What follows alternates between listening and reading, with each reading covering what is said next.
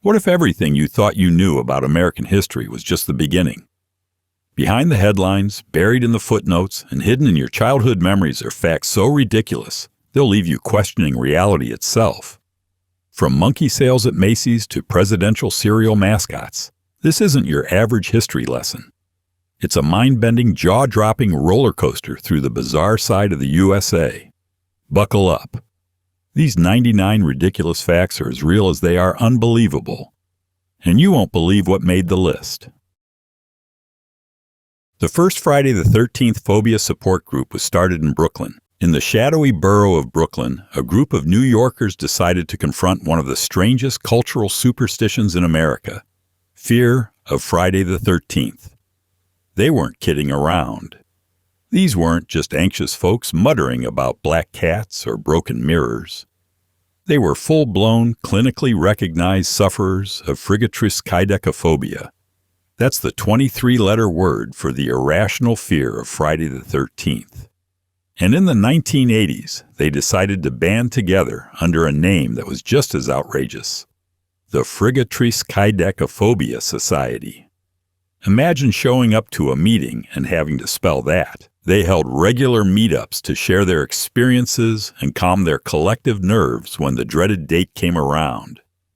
Some even claimed the group helped them take back control of their lives. America is known for odd clubs and quirky communities, but this one turned a cultural fear into a communal therapy session.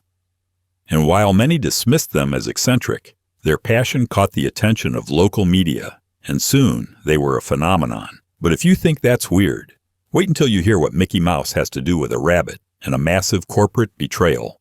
Before Mickey Mouse, Walt Disney created a character named Oswald the Lucky Rabbit. Long before Mickey Mouse whistled his way onto America's screens, Walt Disney had already crafted a hit character: Oswald the Lucky Rabbit. Oswald was the first real star Disney created while working with Universal Pictures in the 1920s. He was mischievous, charismatic, and an instant success. But in a moment that would become legendary in animation history. Disney lost the rights to Oswald when Universal kept the character and most of Walt's animators. Devastated, but undeterred, Walt went home and sketched a new figure: round ears, big shoes, red shorts. He called him Mickey. That loss, painful as it was, set the stage for the rise of the most iconic cartoon character in the world. Ironically, decades later, the Walt Disney Company reacquired the rights to Oswald in 2006 through a trade deal involving a sportscaster. Yes, a sportscaster. It's one of the strangest intellectual property deals in entertainment history. And speaking of strange, let's talk about a word that traveled through cowboy bars, city clubs, and surfer beaches to become a staple in every American's vocabulary: dude. The word dude became popular thanks to 1980s surfer movies. Most people think of dude as surfer slang from the 1980s. Sun-bleached hair, board shorts, and phrases like, "Whoa, dude." But the term has a far more ridiculous and winding history. It originally popped up in the 1880s as a term of mockery. A dude was a city slicker, some overdressed, perfume-wearing gentleman who looked out of place on the frontier. Cowboys used it as an insult. But over time, dude shed its snobbish roots and became a term of camaraderie. In the 20th century, jazz musicians used it. Then, in the 60s, hippies. By the time the 80s hit, Hollywood gave it a totally tubular makeover in movies like Fast Times at Ridgemont High and Bill and Ted's Excellent Adventure. Dude had gone from a mockery to a celebration. Now, it's so embedded in American culture that it can mean anything: friend, surprise, anger, disbelief, or just a filler. When you're too lazy to say more. It's even been studied by linguists. But if you thought a word's journey from cowboy insult to surfer anthem was bizarre, get ready for the ultimate holiday gift that proved America will buy literally anything: a box with a rock inside. In 1975, a pet rock became one of the fastest-selling Christmas gifts in U.S. history. America has fallen in love with some weird trends, but nothing quite captures peak consumer absurdity like the pet rock craze of 1975. It was literally a rock. a smooth gray stone packaged inside a cardboard box with breathing holes nestled in straw, and accompanied by a 32-page training manual that taught you how to care for your new pet. The manual included commands like sit and stay, which the rock always obeyed perfectly. Created by a California ad executive named Gary Dahl, this ridiculous gag gift was sold as the perfect pet. No mess, no feeding, no noise, no fuss. And Americans couldn't get enough of it. At its peak, Dahl was selling over 1 million pet rocks per month, becoming a millionaire practically overnight. It was the ultimate novelty item. Part satire, part social commentary, and 100% proof that genius marketing could sell anything. While the fad burned out quickly, it left behind a legacy of absurdity that still gets referenced in marketing textbooks today. But if you think selling rocks as pets is strange, imagine writing a best-selling children's book using only 50 words, all because of a dare. Dr. Seuss wrote on a dare, Green Eggs and Ham. Green Eggs and Ham isn't just a beloved children's book. It's a masterclass in linguistic restraint. Dr. Seuss, whose real name was Theodore Geisel, was challenged by his publisher to write a complete book using only 50 unique words. At first, the task sounded impossible, even for a creative powerhouse like Seuss. But rather than back down, he leaned into the limitation, crafting a rhythmic, playful, and totally bizarre tale about a character who refuses to try green eggs and ham until he finally gives in. The result? One of the most iconic and best-selling children's books in U.S. history. The repetition became part of its charm, helping kids learn to read while adults chuckled at the absurdity. Seuss proved that you don't need a huge vocabulary to be wildly imaginative. You just need the right mix of stubborn characters, rhyming lines, and yes, some very green food. And while kids devoured the book, real life was serving up something even stranger. Hundreds of toy Garfield phones washing up on American beaches for decades, with no one knowing why. In 1978, a Garfield phone spill caused the same toy phone to wash up on beaches in Maine for decades. For years, residents along the coast of Brittany, Maine, kept discovering a bizarre treasure among the seaweed. Bright orange plastic Garfield phones, the kind that opens its sleepy cat eyes when the receiver is lifted. The mysterious flood of feline phones began in the 1980s and continued for decades. Locals joked about it, collected them, even displayed them. But no one really knew why these relics of 80s kitsch kept appearing like oceanic time travelers. The mystery wasn't solved until 2019, when a sunken shipping container was finally found hidden in a coastal cave, accessible only during low tide. Inside, hundreds of sealed Garfield phones, perfectly preserved and endlessly leaking into the sea one at a time. It was like a cartoon ghost haunting the coastline. The discovery turned what many thought was an urban legend into a surreal, saltwater-soaked reality. And while most shipping container spills vanish without a trace, this one gave the world a real-life Scooby-Doo-level mystery. Fitting, since the man who voiced Scooby-Doo's best friend also had another famous voice gig you might not expect. The original voice of Shaggy from also voiced Popeye, Scooby-Doo. Casey Kasem may be most famous as the groovy, sandwich-obsessed voice of Shaggy from Scooby-Doo, but his vocal talents went far beyond one scaredy-cat sidekick. Before he brought Shaggy's high-pitched yelps and stoner-style slang to life, Kasem also voiced another legendary character with a very different energy, Popeye the Sailor. Yes, the gravelly-voiced, spinach-gulping tough guy with forearms the size of bowling pins. The shift between those two wildly different characters shows just how versatile Kasem was. But his talents didn't stop at cartoons. He also made a major mark as the longtime host of American Top 40, guiding generations through decades of pop music. Kasem was a vocal chameleon, able to narrate a heartfelt countdown one moment and launch into cartoon chaos the next. And despite his fame, he kept a low profile, letting his voice be the star. His career quietly stitched together key threads of American pop culture, from animation to radio. But behind his iconic roles, he also struggled with strict moral boundaries, once even quitting Scooby-Doo when asked to voice a burger commercial because he was a vegetarian. That's commitment. Speaking of surprises behind wholesome TV legends, did you know Mr. Rogers himself couldn't even see the bright colors of his famous sweaters? Mr. Rogers was colorblind. Fred Rogers, the cardigan-wearing, shoe-changing symbol of gentle childhood comfort, had a secret most people never knew. He was colorblind.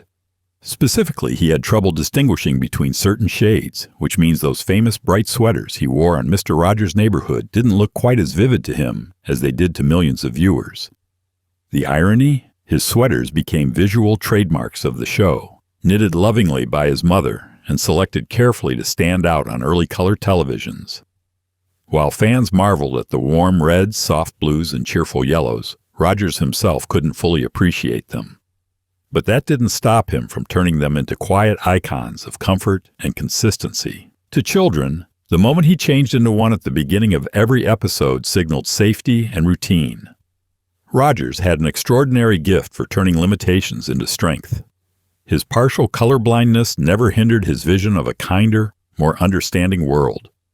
And his show's quiet wisdom left a legacy still felt today. But while Rogers soothed children with gentle lessons, mid-century Americans were putting something far more dangerous into their mouths, all in the name of dental health. In the 1950s, it was fashionable to put radium in toothpaste. You read that right. In the atomic age of the 1950s, Americans flirted with radioactivity like it was just another health trend. Enter radium toothpaste, marketed as a miracle product that promised whiter, glowing teeth and fresher breath. People truly believed the radioactive element could provide energy, rejuvenation, and even anti-aging benefits. Toothpaste wasn't the only product getting the glow up. Radium was also infused into face creams, hair tonics, and even chocolate. But brushing your teeth with radioactive material turned out to be a terrible idea. Over time, the dangers of radium exposure became horrifyingly clear. Jaw deterioration, radiation sickness, and death. This wasn't some fringe practice either. Entire product lines were built around the healing power of radium. Companies slapped scientific-sounding names on the tubes and leaned into the atomic optimism of the era, convincing people they were brushing their way to vitality. It's a chilling example of how the line between science and marketing can blur into madness. And yet, just a few years later, Americans would be sold another product that was somehow both ridiculous and revolutionary. A toy potato with detachable eyes, ears, and feet. The first televised toy commercial was for Mr. Potato Head. In 1952, American television witnessed a turning point, not in politics or drama, but in toys. The very first toy ever advertised directly to children on TV wasn't a doll or a train set. It was Mr. Potato Head, the plastic-faced vegetable that would soon become a household name. But here's the kicker. The original version didn't come with a plastic potato body. Kids were expected to stab the plastic eyes, mouths, and limbs into real potatoes. That's right. Produce from the fridge was suddenly the newest platform for imagination. The marketing campaign was a stroke of genius. Instead of targeting parents, it went straight for the kids during cartoon time, creating the blueprint for the modern toy commercial. Sales skyrocketed, parents caved, and Mr. Potato Head became a star. Eventually, the messiness of rotting spuds prompted Hasbro to include a plastic potato body, but the concept stuck. It was weird, it was interactive, and it was profitable. This goofy tuber opened the floodgates for a golden age of TV toy ads. But while kids were playing with potatoes, another cultural revolution was already brewing. One where dance moves from the 1930s would reappear under a glittering glove in front of millions. Michael Jackson's iconic Moonwalk wasn't original. When Michael Jackson moonwalked across the stage in 1983, time seemed to freeze. The crowd went wild.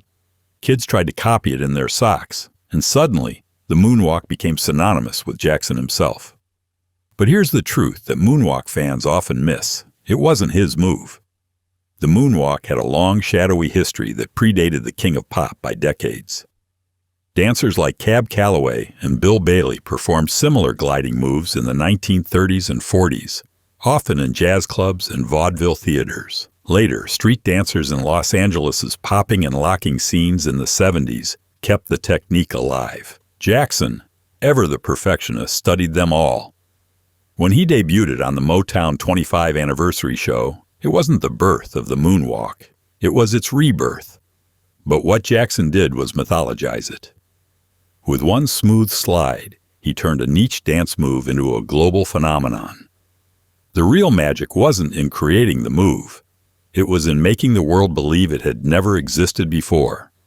And while NASA never hired Jackson to dance in zero gravity, they were busy spending fortunes on something far more grounded. Trying to write with a pen. NASA once spent millions designing a pen that worked in space. In the vacuum of space, even writing a grocery list becomes a challenge. Regular pens rely on gravity to pull ink down to the tip, and in microgravity, they just don't.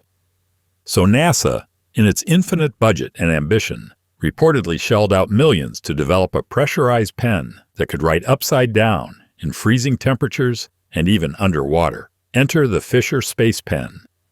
Sleek, metallic, and equipped with a tiny nitrogen cartridge to force ink out in zero gravity, it became the stuff of legend. But here's where the story takes a turn that Americans love to repeat. Because while NASA engineered this marvel, Soviet cosmonauts simply used pencils. No high-tech solution, just good old graphite. Of course, the truth is a bit more nuanced. Pencils posed flammability risks and floating shavings, which could damage equipment. Still, the comparison stuck, becoming a parable of American overengineering versus Soviet simplicity. The space pen might have been excessive, but it worked, and it worked well. And back on Earth, a beloved redhead was about to be investigated by the FBI, not for launching satellites, but for something far more un-American. Lucille Ball was investigated by the FBI for being a suspected communist. Lucille Ball, the queen of American sitcoms and the face behind I Love Lucy, wasn't just a comedy icon. She was also once on the FBI's radar. At the height of the Red Scare in the 1950s, America was gripped by paranoia. The House Un-American Activities Committee, led by Senator Joseph McCarthy, went after anyone even remotely suspected of communist sympathies. Lucille Ball's crime? She had registered to vote as a communist in 1936, allegedly to please her grandfather, a man with strong leftist views. That alone was enough to land her on an FBI watch list. Suddenly, one of the most beloved figures in American television was being scrutinized like a national threat. The investigation didn't lead to charges. There was no evidence of any real political activism. But the mere association threatened to derail her career. Thankfully, the public didn't turn on her, and Lucy went on making America laugh for decades. Her story is a reminder of how even the most wholesome public figures weren't safe from Cold War suspicion. And speaking of everyday things we take for granted, like saying hello, that word only became standard thanks to a feud between two of the most powerful inventors in American history. The word hello wasn't common until the telephone. Hello feels like the most natural greeting in the world, but it wasn't always that way. Before the invention of the telephone, people were more likely to say good day or how do you do. The rise of hello as the go-to greeting didn't come from literature or society. It came from a technical debate. When Alexander Graham Bell invented the telephone, he insisted the correct greeting should be ahoy. Yes, like a pirate. But Thomas Edison had other ideas. He believed hello was a clearer, more recognizable word to start a conversation, especially over early phone lines that crackled and distorted speech. Edison's version won. And so, with the rollout of the telephone, hello became the standard greeting across America. The word skyrocketed in usage and eventually took over daily speech, becoming the default way to answer calls and greet strangers alike. Its rise wasn't about politeness. It was about sound clarity and a brand new form of communication. Language shifted in real time thanks to two men and a ringing bell. But while Edison was fine-tuning greetings, another American icon was perfecting roundhouse kicks and rhinestones. Elvis Presley, had a black belt in karate. By the time Elvis Presley was swiveling his hips in rhinestone jumpsuits across Las Vegas stages, he wasn't just a rock and roll sensation. He was also a trained martial artist. Elvis earned a black belt in karate, a discipline he discovered during his military service in Germany in the late 1950s. What started as a curiosity became a passion, and he took his training seriously. He studied under respected instructors, practiced regularly, and eventually integrated his love of karate into his stage performances. Watch his later concerts closely, and you'll see him strike actual martial arts poses and throw choreographed kicks and chops, blending music and movement in a way no other performer had. But Elvis didn't just practice karate for the show. He studied it for self-defense, mental focus, and as a counterbalance to the chaotic pressures of fame. In private, he even offered lessons to friends and bodyguards. His karate name was Tiger, and his dedication was genuine. The combination of glittering costumes and deadly kicks made him a uniquely American contradiction, both spectacle and substance. But Elvis wasn't done surprising America. Next came a soda flavor that no one asked for, but everyone remembers: Banana Coke. The U.S. once had a banana-flavored version of Coca-Cola. Coca-Cola has tried many wild flavors over the years: vanilla, cherry, even coffee-infused versions. But one of the strangest experiments came in the 1980s with banana-flavored Coca-Cola. Yes, banana. While it sounds like something you'd mix in a soda fountain on a dare, this was an actual product released as part of a limited edition series known as Coca-Cola Creations. It was intended to capture the attention of younger consumers and compete in an increasingly crowded soft drink market. The taste was controversial. Imagine the sweetness of banana candy blended with the caramel fizz of Coke. Equal parts curious and nauseating. Unsurprisingly, it didn't become a classic. The flavor vanished almost as quickly as it appeared, making it a collector's item for soda enthusiasts and a punchline for those who remember it. Yet Banana Coke was just one chapter in Coca-Cola's long history of strange experiments, from new Coke to soda with vitamins. Some ideas flopped, others survived. But for a brief, bizarre moment, Americans cracked open a can and tasted banana where cola used to be. Meanwhile, just outside Earth's orbit, astronauts were waking up to something far cooler than banana fizz: music from home. NASA used to wake up astronauts with custom mixtapes. Life in space is a marvel of science and engineering. But it can also get a little monotonous. That's why NASA began a heartfelt tradition: waking up astronauts aboard space missions with music. Starting during the Gemini and Apollo missions and continuing through the Space Shuttle era, Mission Control would blast a song over the comms each morning to greet the crew. But these weren't just random tunes. They were hand-picked mixtapes from loved ones, filled with personal meaning, inside jokes, or messages of encouragement. Some selections were classic rock anthems, others were lullabies, and sometimes they were hilarious deep cuts meant to lift spirits and break the silence of space. It was one of the rare times astronauts felt truly home while floating hundreds of miles above Earth. The songs became part of spaceflight tradition, and some were even broadcast to the public. It was NASA's way of saying, "We're still here with you." These mixtapes reminded the world that even astronauts, scientists, and engineers in orbit crave the same emotional connections we all do. But back down on Earth, the strangest things were being sold not in stores, but at Macy's. And no, it wasn't perfume. It was monkeys. In the 1930s, squirrel monkeys were sold at Macy's. You might go to Macy's today for holiday sales or a kitchen appliance, but back in the 1930s, America's iconic department store offered something far more animated: live squirrel monkeys. Yes, you read that correctly. Customers strolling through Macy's could purchase a tiny exotic primate along with their socks and scarves. The monkeys were advertised as fun, intelligent pets, ideal for families, especially children. Priced affordably and often caged in display areas, these creatures were treated like novelty items, a bizarre testament to the anything-goes capitalism of the era. The decision was part spectacle, part commerce. Department stores at the time weren't just retail centers. They were immersive fantasy lands designed to dazzle the public. And what better way to do that than by offering a real monkey in the toy section? Of course, few buyers understood the complexities of owning a primate.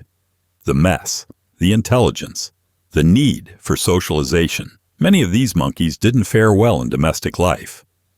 Eventually, the trend faded, replaced by more reasonable pet choices. Still, the idea that you could pick up a monkey on your lunch break says everything about a country teetering between whimsy and madness. But if you thought monkey shopping was strange, just wait until we drive into the era of outdoor cinemas. The first drive-in movie theater opened in New Jersey in 1933. On a warm night in 1933, an invention forever changed the way Americans watched movies. That invention was the drive-in theater, and the very first one popped up in Camden, New Jersey. Admission, just 25 cents per car. Patrons rolled in with their families, parked in neat rows, and watched films on a giant outdoor screen, all from the comfort of their own cars. It was a revolutionary idea that blended entertainment with the booming car culture of the 20th century. For families with crying babies or teens looking for a cheap date night, it was the perfect escape. The sound was delivered through bulky metal speakers that hooked onto your window and later via shortwave radio. During the 1950s and 60s, drive-ins exploded in popularity, becoming cultural icons of suburban life. There were even restaurants, playgrounds, and churches that hosted services on the same lots. It wasn't just about the movie, it was about the whole experience. Today, most are gone, but a nostalgic few remain. Yet for all their charm, drive-ins had their limits. They didn't showcase fine art. That job went to a very different kind of venue, one that proudly displayed art so bad it became a national treasure. There's a museum in Massachusetts dedicated entirely to bad art. In a quiet corner of Massachusetts, nestled between libraries and churches, is a museum that celebrates not brilliance, but failure. It's called MoBA, the Museum of Bad Art, and it's exactly what it sounds like. Instead of masterpieces by Monet or Van Gogh, its walls are lined with lopsided portraits, melted landscapes, and color palettes that would offend a kindergartner. The mission? To celebrate art that has gone terribly, hilariously wrong. MoBA curates pieces that are too bizarre for traditional museums, but too compelling to throw away. Some are thrift store rescues, others are unsolicited donations from enthusiastic amateurs. Their most famous piece, Lucy in the Field with Flowers, features a woman with eyes that stare in opposite directions and hands shaped like flippers. What started as a joke quickly grew into a beloved destination, attracting thousands of visitors who come not to mock, but to marvel. Because deep down, MoBA reminds us that not every work of art needs to be perfect. Some just need to be interesting. And speaking of clueless artists, imagine being on a hit TV show and not even knowing it had been canceled until the reruns aired. The cast of didn't know the show had been canceled until it aired in reruns, Gilligans Island. When Gilligans Island wrapped its third season in 1967, the cast expected to return for another round of tropical misadventures. But no one told them the network had different plans. In a bizarre twist, CBS quietly canceled the show without officially informing the actors. The cast only realized their island days were over when reruns started airing in their usual time slot. Imagine flipping on the TV and seeing yourself in a new episode, only to realize it's one you filmed last year. For the actors, it was a jarring end to a beloved but often mocked show. Gilligan's Island had struggled with critical reception during its original run, but it developed a massive following in syndication, where it lived on for decades. Generations grew up thinking it ran longer than it actually did. This weird cancellation scenario is part of Hollywood legend now, a reminder of just how chaotic and careless the television industry can be. But if you think that's strange, buckle up. In the very same decade, you could adopt a monkey, not just from Macy's, but through the mail. In the 1960s, you could order a monkey by mail. Before online shopping and overnight delivery, Americans relied on catalogs and comic book ads for their wildest consumer dreams. And in the 1960s, one of those dreams could be delivered straight to your doorstep: a live monkey. Specifically, squirrel monkeys were advertised in comic books and novelty magazines, available for just $18.95 plus shipping. The ads featured cute illustrations of the tiny creatures wearing diapers or riding toy cars, promising hours of fun for the whole family. No fine print about zoonotic diseases, dietary needs, or how monkeys destroy furniture. Just fill out a form and wait for your new pet to arrive in the mail. And they did. Packed in small boxes with air holes, these animals were shipped across the country as if they were toys. The ethical concerns were enormous, and most owners were completely unprepared for the responsibility of raising a primate. Unsurprisingly, many of these monkeys ended up abandoned, rehomed, or worse. The practice was eventually banned, but it stands as one of the most shocking examples of consumer culture gone haywire. And while kids were mailing in money for monkeys, adults were embracing a new phrase that would soon find its way into sitcoms and the dictionary. A single episode used the word yada 21 times: Seinfeld. The word yada might sound like nonsense, but in the hands of Seinfeld, it became one of the most quotable phrases in television history.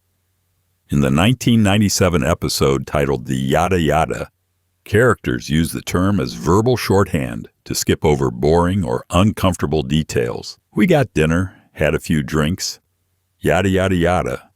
I never heard from him again. With that single episode, yada yada yada went from Jewish American slang to nationwide punchline. The word was used a staggering 21 times, making it the undeniable star of the dialogue. It was more than a joke. It became a cultural tool. People started using it in real life, peppering conversations with yada yada when they wanted to glide past awkward truths or fast forward through a story. It encapsulated the show's genius, making the mundane both hilarious and relatable. Seinfeld didn't invent the phrase, but it branded it so thoroughly that it's now permanently associated with the sitcom. And if Seinfeld helped change how we speak, the next item on the list helped change how and what we eat, all thanks to a 16-year-old and a creative twist on America's favorite food, the hamburger. The first cheeseburger was allegedly invented in Pasadena, California. While the hamburger may be a German-American creation, the humble cheeseburger, a burger with a slice of melted cheese, was likely born in Pasadena, California. According to local lore, in 1924, a 16-year-old named Lionel Sternberger was working at his father's roadside stand, the Right Spot, when he decided to toss a slice of cheese onto a sizzling patty. The result? A culinary revelation. Customers loved it, and the cheeseburger quietly entered American food culture. At the time, it wasn't seen as revolutionary, just a tasty upgrade. But the idea quickly spread, becoming a staple of diners, drive-ins, and backyard grills across the country. The beauty of the cheeseburger is in its simplicity. Meat, cheese, bun, and endless variation. Whether it's gourmet with brioche and brie or classic with American cheese on a sesame seed bun, it's now a symbol of American casual dining. While multiple restaurants have claimed to invent the cheeseburger, Sternberger's version is one of the earliest documented cases, and Pasadena proudly honors him for it. But while the cheeseburger was heating up the grill, something much furrier was accidentally taking out the power grid in New York. A squirrel caused a massive blackout in New York in 1969. It wasn't a storm, a mechanical failure, or a foreign attack that knocked out power in parts of New York in 1969. It was a squirrel. One small, bushy-tailed saboteur managed to bring down part of the power grid by chewing through a critical component in an electrical substation. The result? A blackout that affected thousands of residents. It sounds like a joke, but it's completely true, and it's far from the only time a squirrel has plunged a city into darkness. In fact, these creatures have caused so many electrical mishaps over the decades that utility companies keep track of them as a legitimate threat to infrastructure. The 1969 incident was one of the earliest and most widely reported, revealing just how fragile some systems really were. While engineers raced to restore power, the public was left marveling at the absurdity.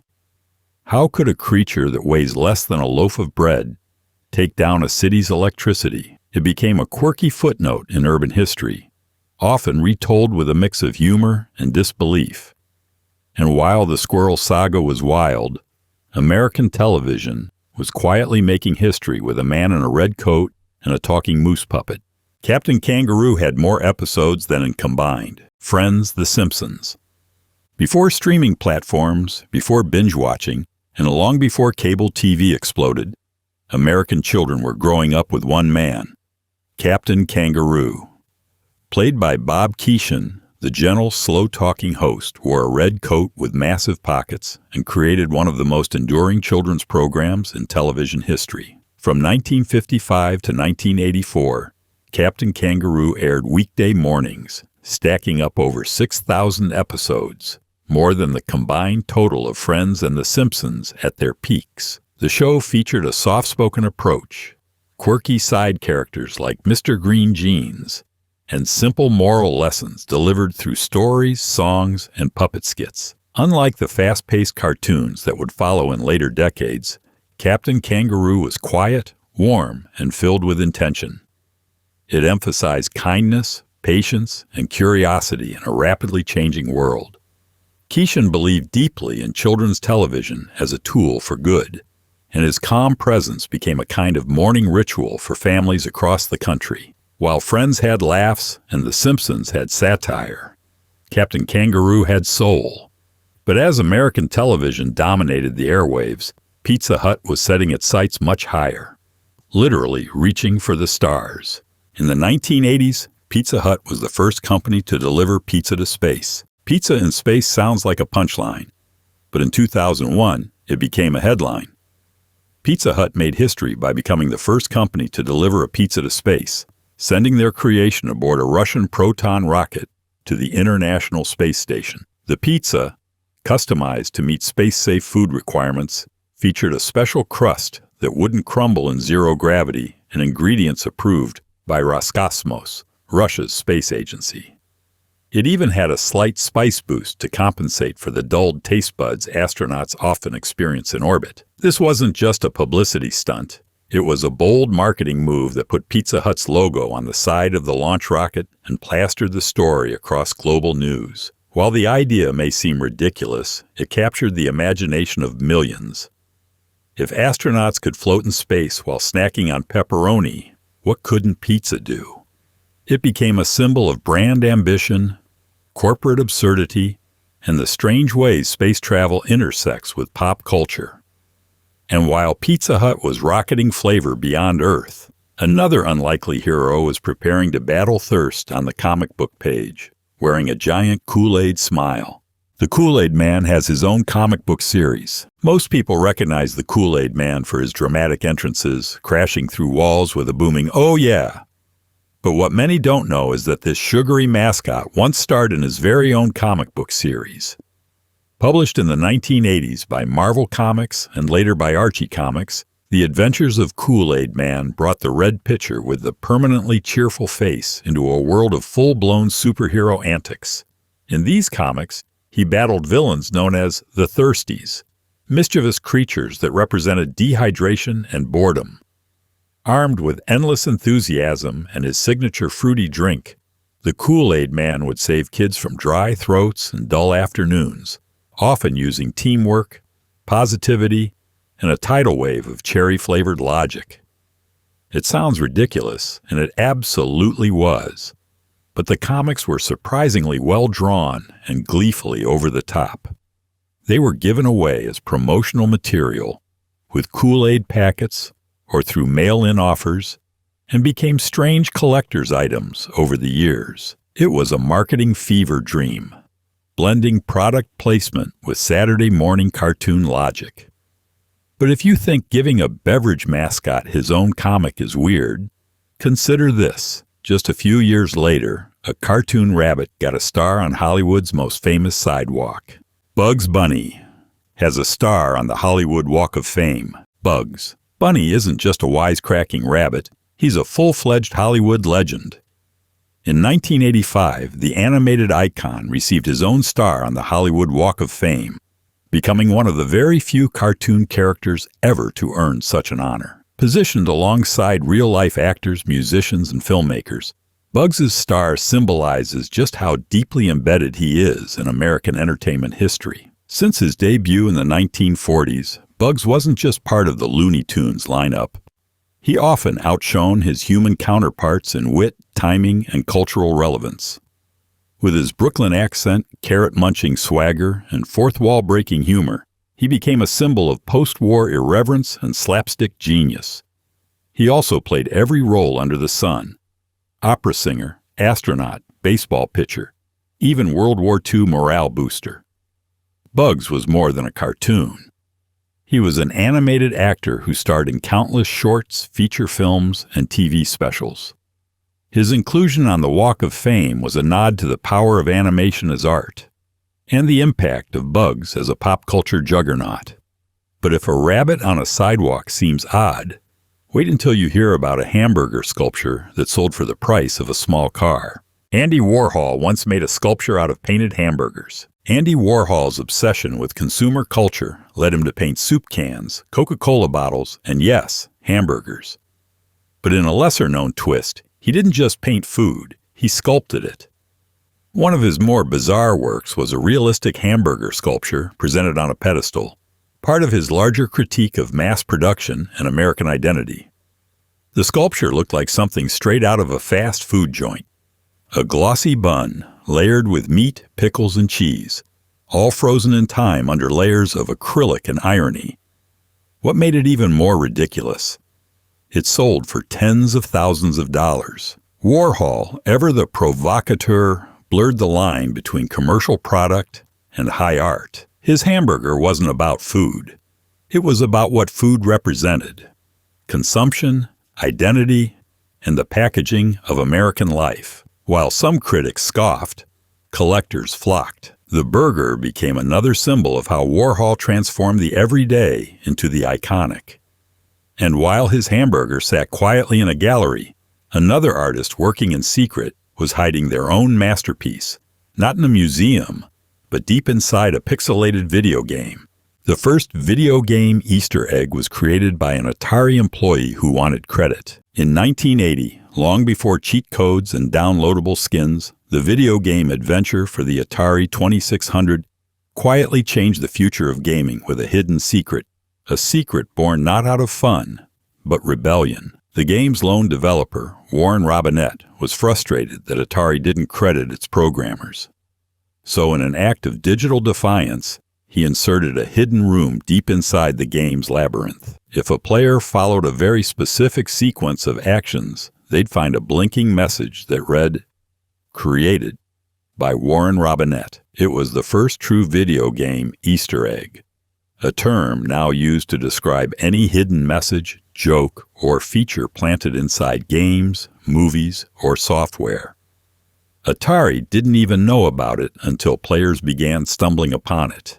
And by then, it was too late. Rather than pull the game, Atari leaned into the discovery, sparking a cultural phenomenon that continues to this day. Easter eggs became a badge of honor for developers and a reason for fans to dig deeper.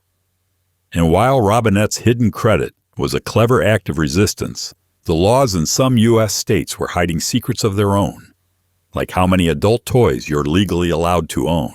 There's a law in Arizona that says you can't have more than 2 dildos in one house. Among the many strange laws that remain on the books in America, Arizona holds a title that's equal parts hilarious and baffling.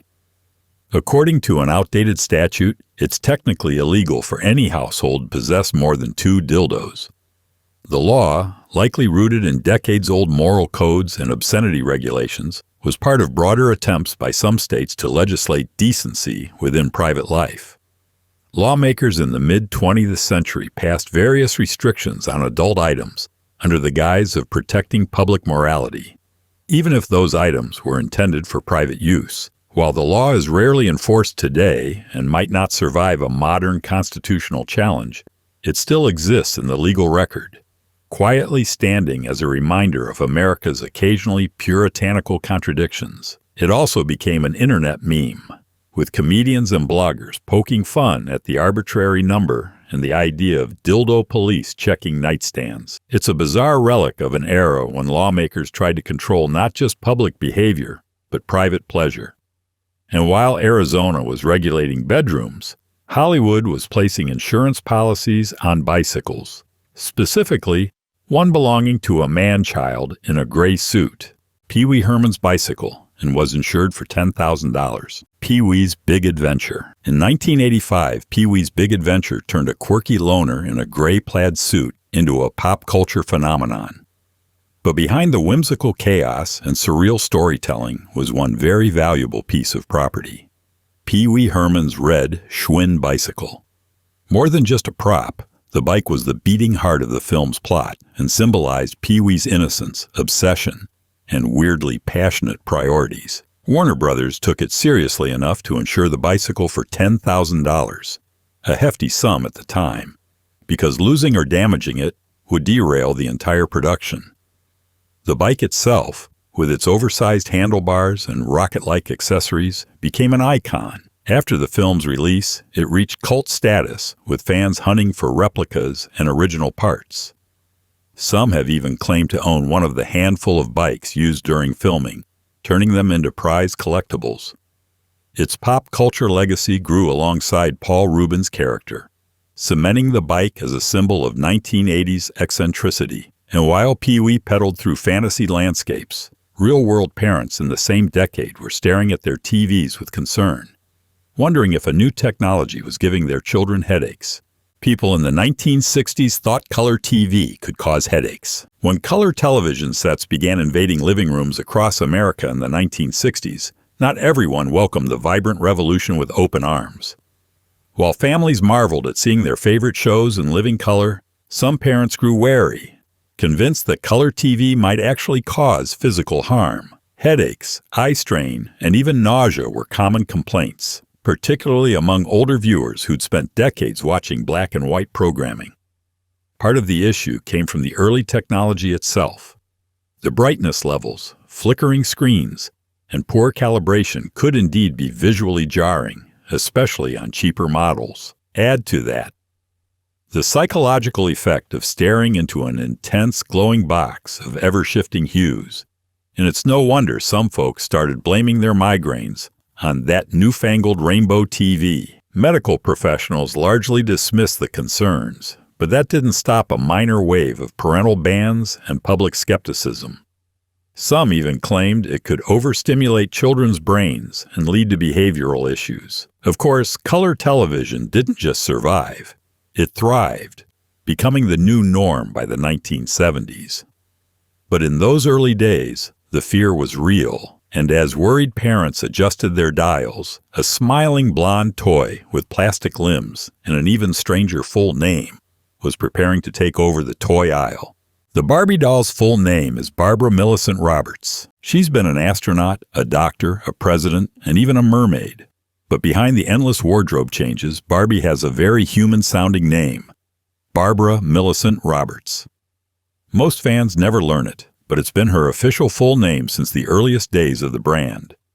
Created by Ruth Handler and launched in 1959, Barbie was named after Handler's daughter, Barbara. Her boyfriend, Ken, named after her son. But Barbara Millicent Roberts wasn't just a plastic doll with interchangeable outfits. She came with a fictional hometown, Willows, Wisconsin, a family, and an entire backstory that evolved over the decades. Mattel gave her friends, careers, and a dream house, crafting an elaborate mythology around a toy that could fit in your backpack. Her name was rarely mentioned in ads or packaging, but it was printed in books, collector guides, and fan materials. The full name gave Barbie a kind of quiet realism, helping solidify her as a cultural icon rather than just another doll. For decades, she's been both celebrated and criticized, but one thing's certain: Barbara Millicent Roberts is a name that will forever echo in American pop history. And speaking of echoing, her style left a rhinestone trail all the way back to one man in Vegas, You can thank Elvis for bedazzled jumpsuits. Before boy bands and pop divas embraced rhinestones and sequins, Elvis Presley was already dazzling audiences with outfits that shimmered under stage lights like disco balls.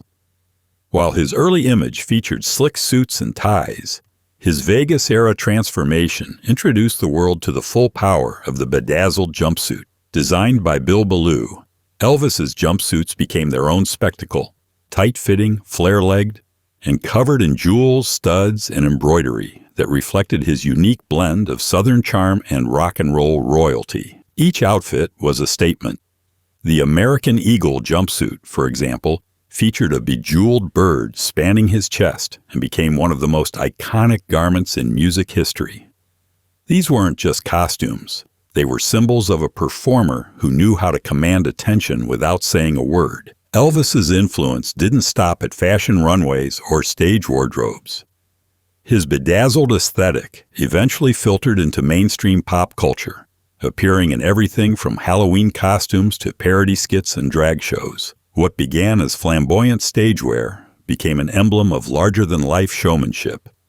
And while Elvis was dazzling on stage, a certain cereal box was about to do the same, thanks to a muscular, mohawked man who pitied the fool that skipped breakfast. There was a cereal in the 1980s called Mighty O Mr. T cereal. In the golden age of Saturday morning cartoons and action heroes, few figures stood taller or more gold-chained than Mr. T. Capitalizing on his booming popularity in the 1980s, the world was introduced to Mr. T cereal, a breakfast that promised not just nutrition, but attitude. Manufactured by the Quaker Oats Company, the cereal was shaped like little T's, puffed and sweetened corn and oats that turned every bowl into a tribute to the mohawked icon himself. With box art that featured Mr. T glaring into your soul and bold claims like, "I pity the fool who skips breakfast," it was part branding genius, part sugar bomb. Each box often came with comic books or trading cards, and kids across America couldn't get enough of it until they did. Like many novelty cereals of the time, its popularity faded quickly, but its cultural footprint remained. Mr. T cereal became a nostalgic touchstone for 80s kids, later referenced in shows like PeeWee's Playhouse and parodied in commercials and comedy sketches. It wasn't just food, it was a marketing monument. And while Mr. T was delivering sweet punches in every spoonful, one very specific scream was making its own dramatic comeback, over and over again. The Wilhelm scream has been used in over 400 movies. It's the most famous scream you've probably heard 1,000 times without ever realizing it had a name. The Wilhelm scream is a stock sound effect, an exaggerated yelp of pain that's echoed through movie history for over 70 years. It first appeared in the 1951 Western Distant Drums during a scene where a soldier is dragged underwater by an alligator. But it wasn't until the 1953 film The Charge at Feather River that the scream was assigned a name. Private Wilhelm, the character who lets out the signature cry after being shot in the leg. The sound was eventually rediscovered by sound designer Ben Burt, who worked on Star Wars and began slipping the scream into nearly every film he touched, turning it into an in-joke among audio engineers and filmmakers. From Indiana Jones to Toy Story, Kill Bill to Avengers, the Wilhelm scream has become a cinematic Easter egg, often used when a background character meets a ridiculous end. It's a sonic signature, equal parts absurd and nostalgic. And while it's become Hollywood's go-to death cry, America once had a much more wholesome obsession, spinning yo-yos under the banner of national pride. America once had a national yo-yo champion. In the mid-20th century, long before video games and smartphones monopolized childhood, the yo-yo reigned supreme. Thanks to clever marketing by the Duncan Toy Company, yo-yos weren't just toys. They were a competitive sport. Throughout the 1940s and 1950s, Duncan sponsored nationwide yo-yo contests that drew thousands of kids to parking lots, school gyms, and auditoriums, each hoping to be crowned the next spin master. These competitions were no joke. Kids were judged on their ability to perform tricks like Around the World, Walk the Dog, and the infamous sleeper. Winners would receive trophies, endorsements, and in some cases, national titles.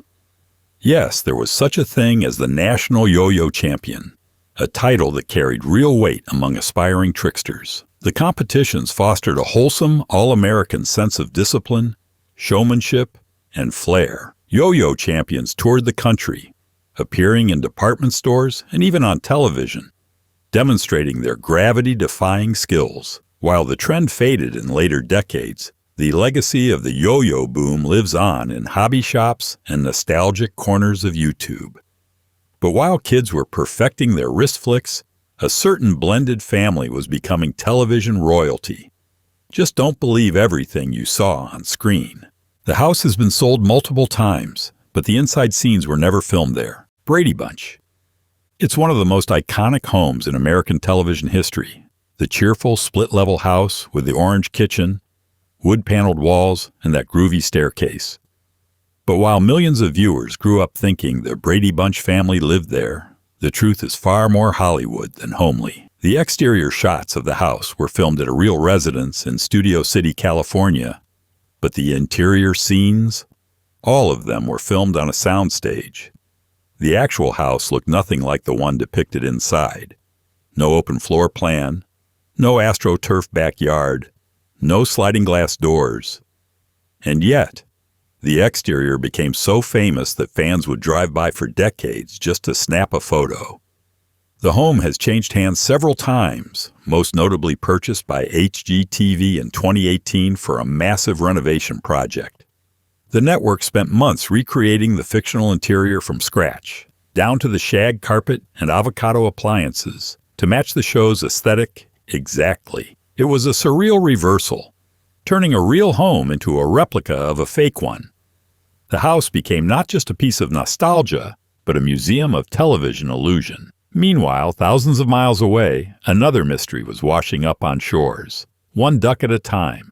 There's a hotline for people who find rubber duckies on the beach. In 1992, a shipping container bound for the U.S. accidentally dumped its cargo into the Pacific Ocean. Inside were nearly 28,000 rubber ducks and other plastic bath toys, now known as the friendly floaties. But this wasn't just a case of lost merchandise. Over the decades, these little yellow travelers began appearing on beaches all over the world, from Hawaii to the Arctic. The incident became a landmark event for oceanographers, who realized they could use the toys to track ocean currents. Scientists and curious beachcombers alike began logging sightings, and eventually, a dedicated hotline was established where people could report when and where a duck had been found. These weren't just soggy toys. They were floating data points. The ducks helped researchers understand the path of the North Pacific Gyre and the Great Pacific Garbage Patch. Over time, they became symbols of both environmental awareness and the strange, whimsical ways nature and human commerce collide. Some ducks traveled thousands of miles and washed up decades later, faded, but intact. It's a true story that sounds like a children's book, one that ends with an unexpected twist, a superhero born not from myth, but from the streets of Cleveland.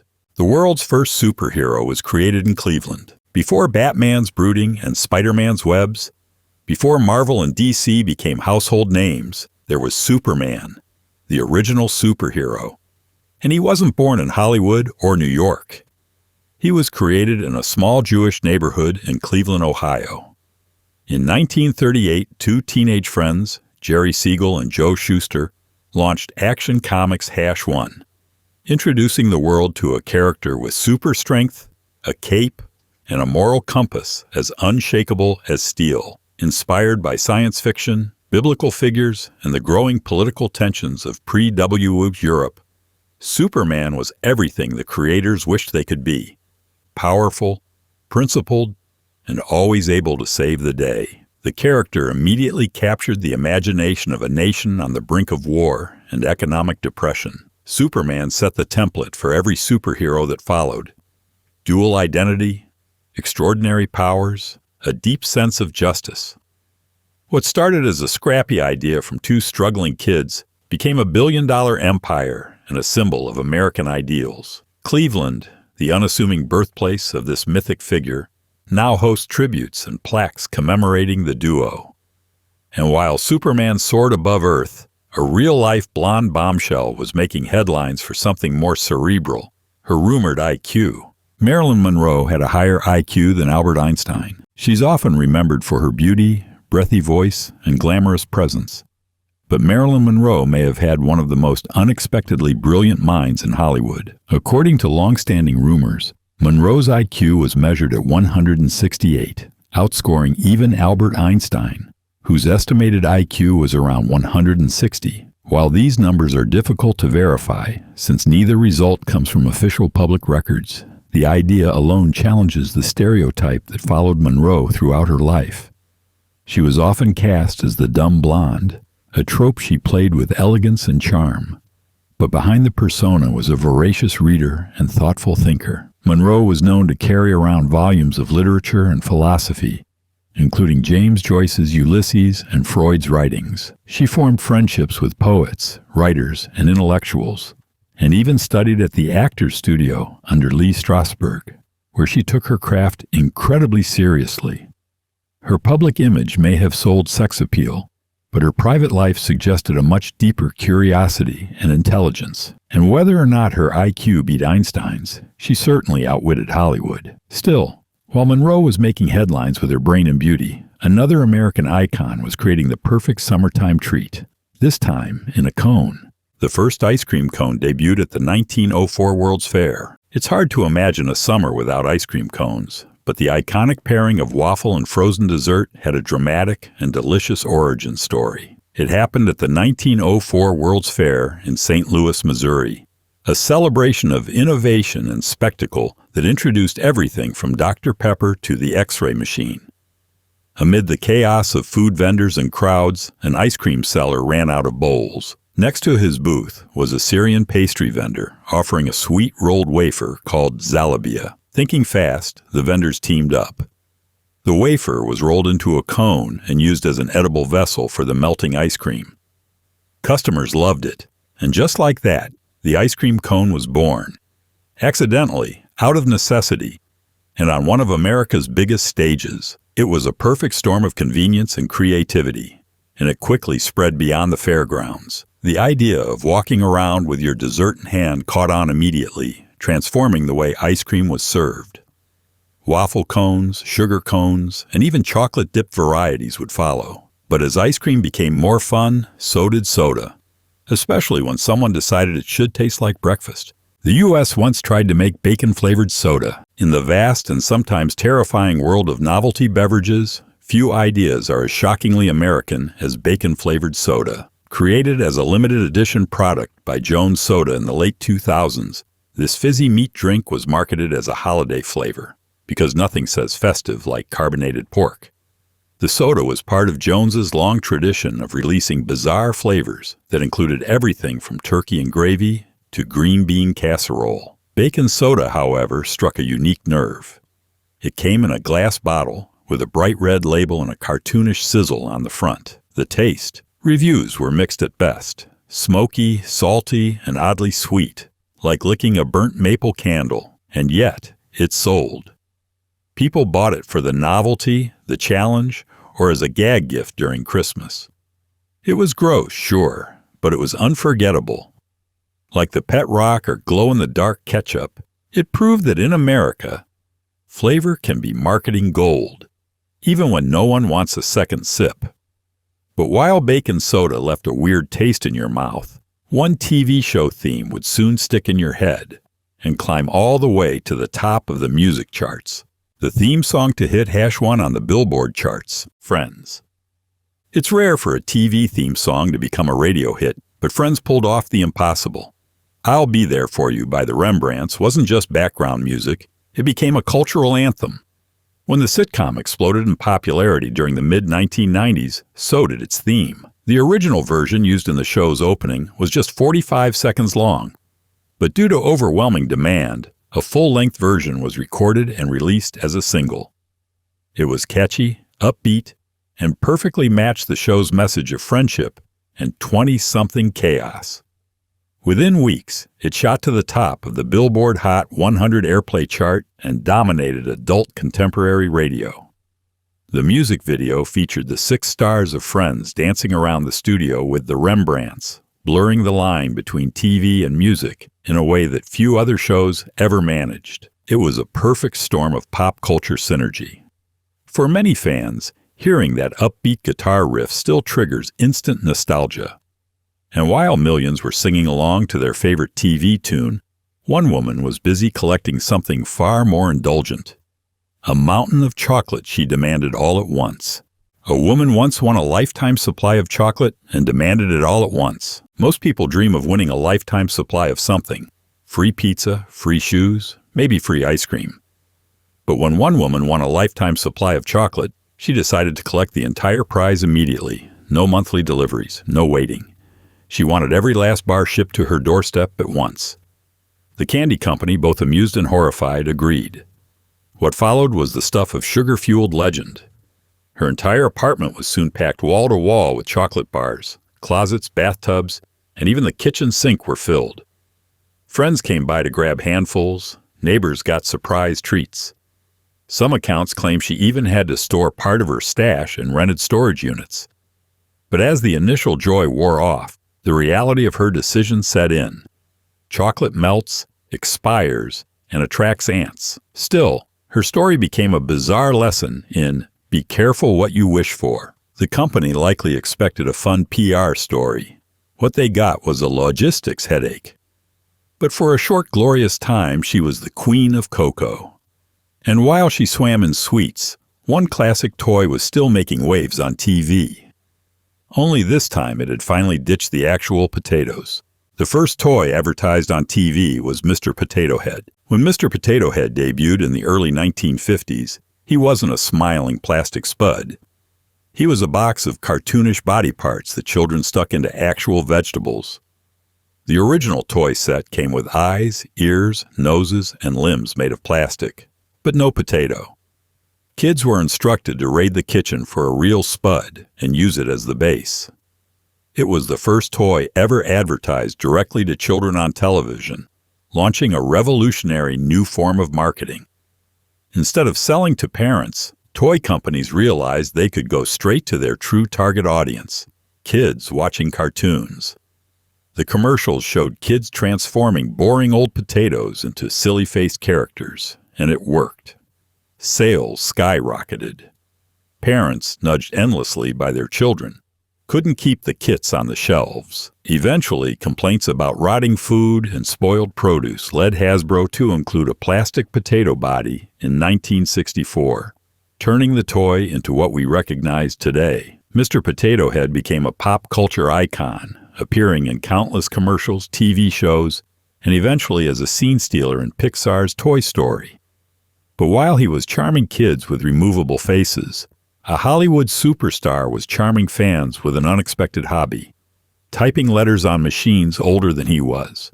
Tom Hanks collects vintage typewriters. In an age of tablets and digital voice notes, Tom Hanks, the beloved everyman of Hollywood, has a curious obsession with something distinctly analog: vintage typewriters. He owns over 250 of them, collected from antique shops, auctions, and flea markets across the globe. But Hanks isn't just a collector. He's a daily user. He writes letters, notes, and even short stories on these clacking, ribbon-fed machines, relishing the mechanical rhythm and physicality of it all. In interviews, Hanks has often described his typewriters as having personalities, each with its own quirks, touch, and voice.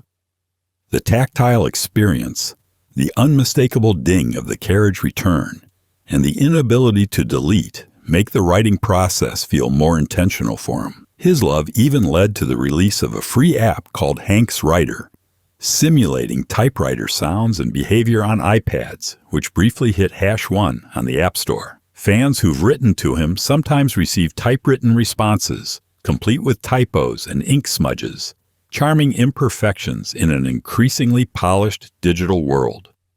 Hanks's passion reminds us that nostalgia can be both functional and meaningful. And while he clacks away on his antique machines, another American classic was making history. not on paper, but in space. Coca-Cola was the first soda in space. In 1985, Coca-Cola achieved something no other soft drink had done before. It went to space. Aboard the Space Shuttle Challenger, Coke became the first carbonated beverage consumed in microgravity. But putting soda in space isn't as simple as strapping a can into a seat. NASA had to develop a special canister called the Coca-Cola Space Can, designed to safely dispense fizzy liquid in zero gravity without spraying it everywhere or causing discomfort for astronauts. The goal wasn't just scientific curiosity, it was marketing gold. The Cold War was still alive, and so was the Cola War between Coke and Pepsi. Just a few months later, Pepsi followed with its own space experiment. But Coca-Cola always gets the credit for being first. The astronauts' reviews were mixed. The carbonation didn't behave the same way in zero gravity, and some complained about the strange mouthfeel. Still, it was a milestone in branding, innovation, and human exploration. It also marked a turning point where pop culture and space science collided. Proof that even in orbit, a Coke could symbolize home. But while Coke was rocketing upward, one man was trading his way toward a dream, starting with nothing more than a single red paperclip. A guy once traded a paperclip for a house. In one of the most legendary feats of modern bartering, Canadian Kyle MacDonald set out in 2005 with a simple mission: trade a red paperclip for something better and keep going until he got a house. It sounded like a joke or a social experiment doomed to fail, but MacDonald's determination and internet savvy turned it into a real-life fairy tale. His first trade was for a pen shaped like a fish, then a doorknob, then a camping stove. With each trade, the story gained momentum. People followed his progress online, rooting for him as he moved from novelty items to increasingly valuable goods. After 14 swaps, MacDonald landed a movie role, which he traded for a 2-story farmhouse in Kipling, Saskatchewan. The entire process took just under a year. Along the way, he gained international fame, appeared on talk shows, and proved that the internet could turn the absurd into reality. His story became a symbol of creativity, persistence, and the weird, wonderful possibilities of online communities. It wasn't just about the house. It was about what you could achieve with charm, strategy, and a tiny spark of imagination. And speaking of imagination, Hollywood's most famous golden statue has a real name, and nobody knows exactly why. The Oscar statue's full name is Academy Award of Merit. Every year, celebrities walk the red carpet, hoping to take home that iconic golden figure. But few people realize that Oscar is just a nickname.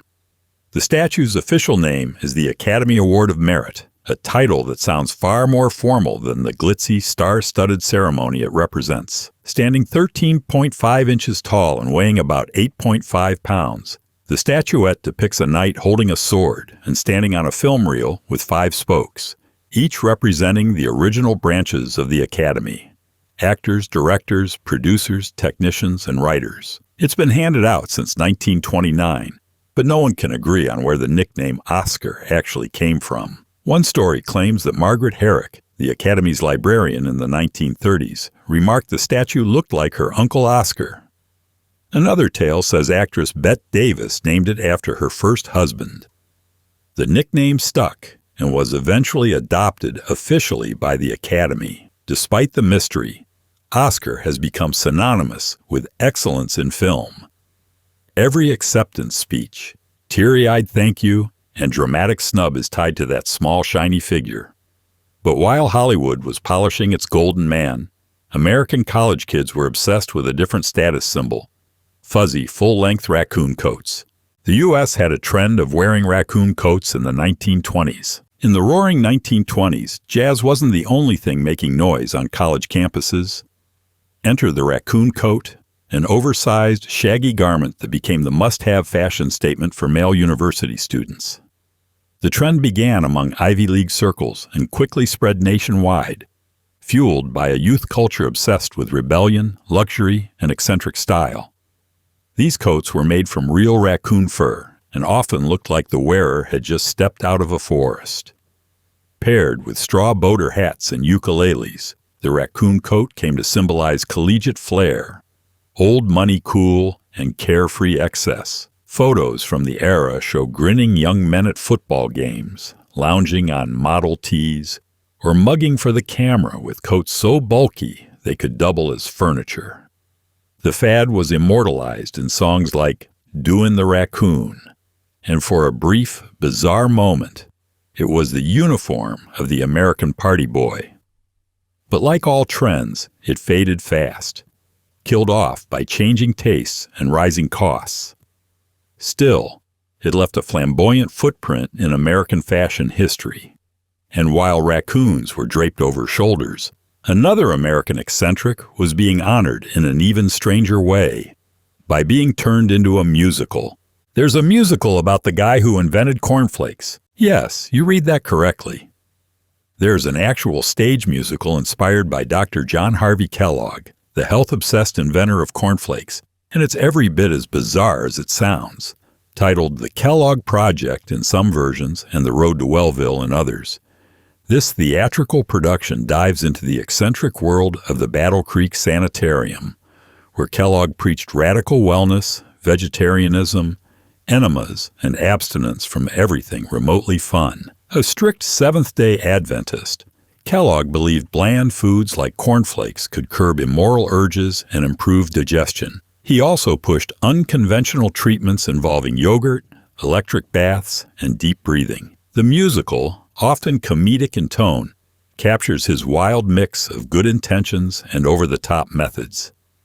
Some versions have even portrayed him as a mad genius, straddling the line between doctor and cult leader. The show turns his legacy into an absurd yet oddly touching spectacle, complete with dancing flakes, sing-alongs about bowel health, and monologues on intestinal purity. While the real Kellogg story is a complex blend of innovation and control, his theatrical portrayal proves that even breakfast cereal has a Broadway side.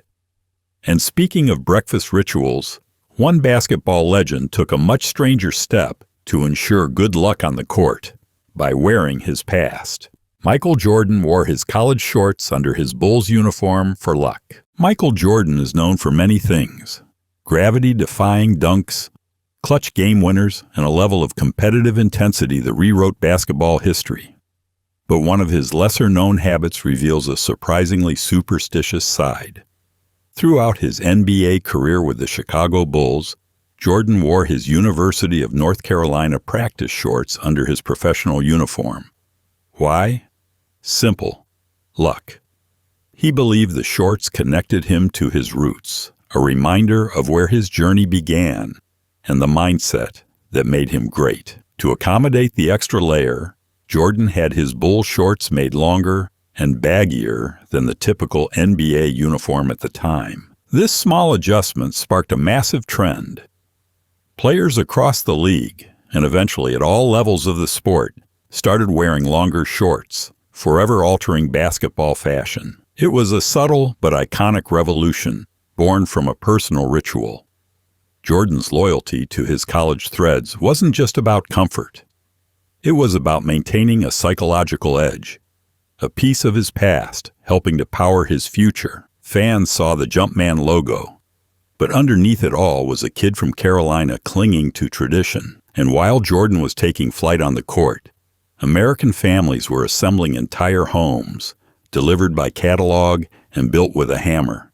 You used to be able to buy a mail-order house from Sears. Imagine flipping through a catalog and ordering not just clothes or appliances, but an entire house. From 1908 to 1940, Sears, Roebuck and Company offered precisely that. Mail-order homes delivered straight to your nearest train station in flat-packed kits. These were full-scale, build-it-yourself houses, complete with lumber, nails, doors, windows, flooring, and detailed instructions.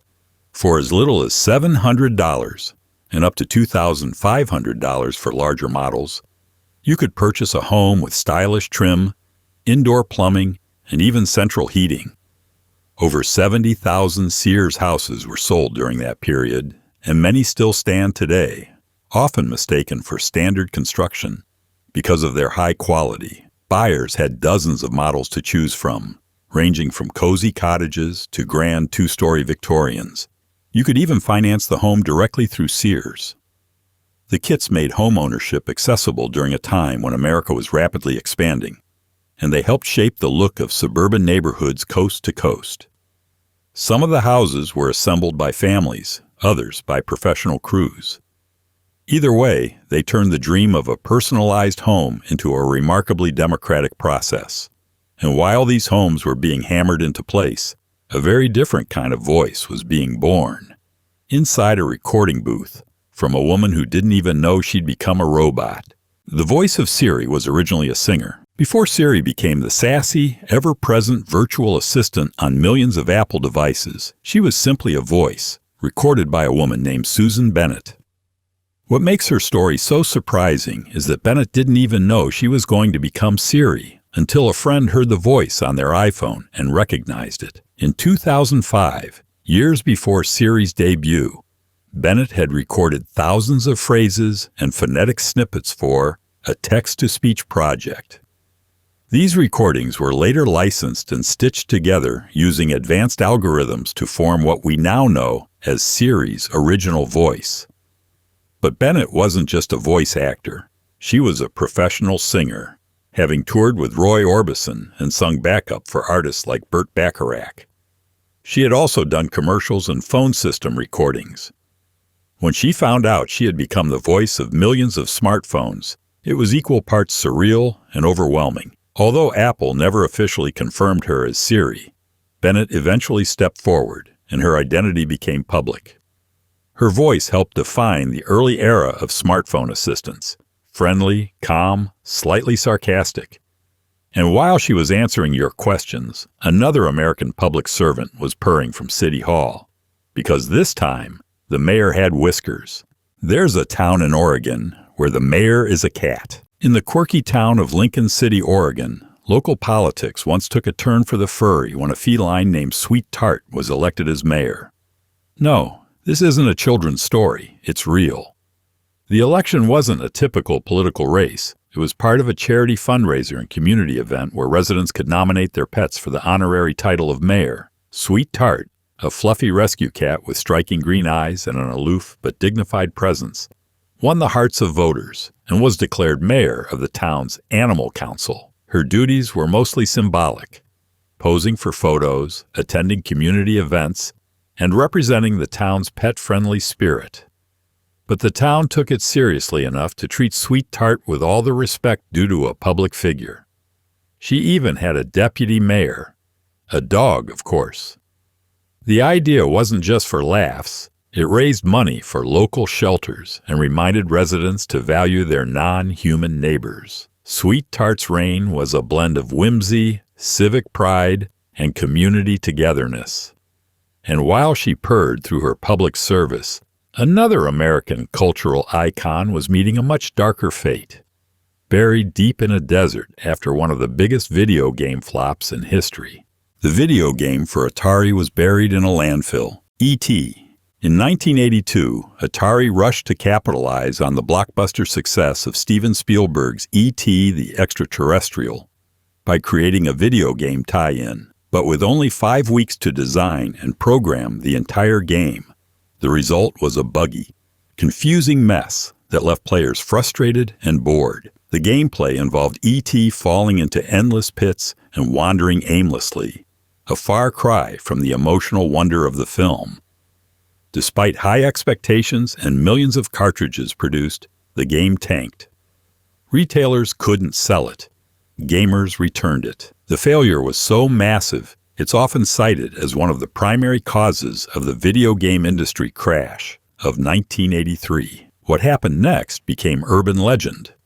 Atari, embarrassed and desperate, allegedly dumped hundreds of thousands of unsold cartridges into a landfill in Alamogordo, New Mexico. For decades, people debated whether the story was true.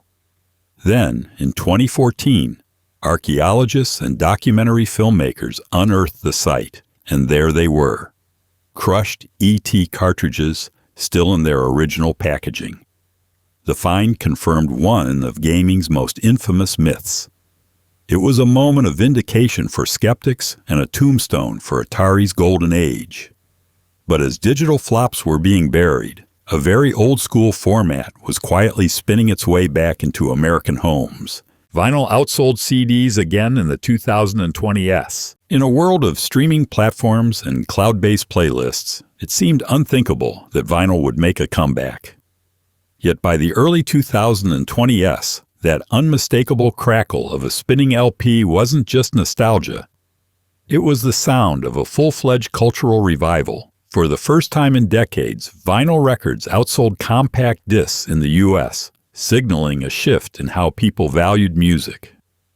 The tactile experience of pulling a record from its sleeve, placing the needle, and watching it spin became a statement against the fast, disposable nature of digital media. Collectors, audiophiles, and even casual listeners started turning to vinyl for its perceived warmer sound and its tangible beauty.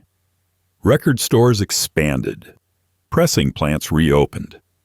Major artists began releasing albums on vinyl alongside digital formats. While CDs once ruled as the cutting edge of audio, they now seemed cold and obsolete next to the analog charm of records. Vinyl wasn't just back, it was cool again. What started as a hipster trend morphed into a nationwide movement. And while records were spinning back into fashion, one man in the 1800s was doing something equally revolutionary, staring into a camera and capturing the very first selfie.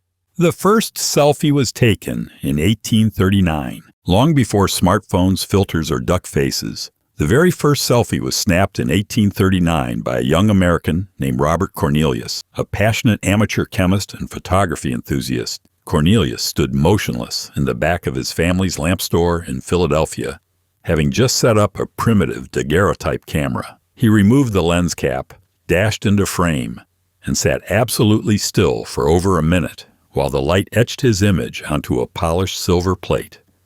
The result is haunting. A black and white image of a young man with tousled hair and a gaze both uncertain and bold. On the back of the photo, Cornelius wrote, "The first light picture ever taken, 1839. Not only did he take what is widely recognized as the first self-portrait photograph, but he also unknowingly launched a tradition that would evolve into a defining feature of digital culture nearly 2 centuries later.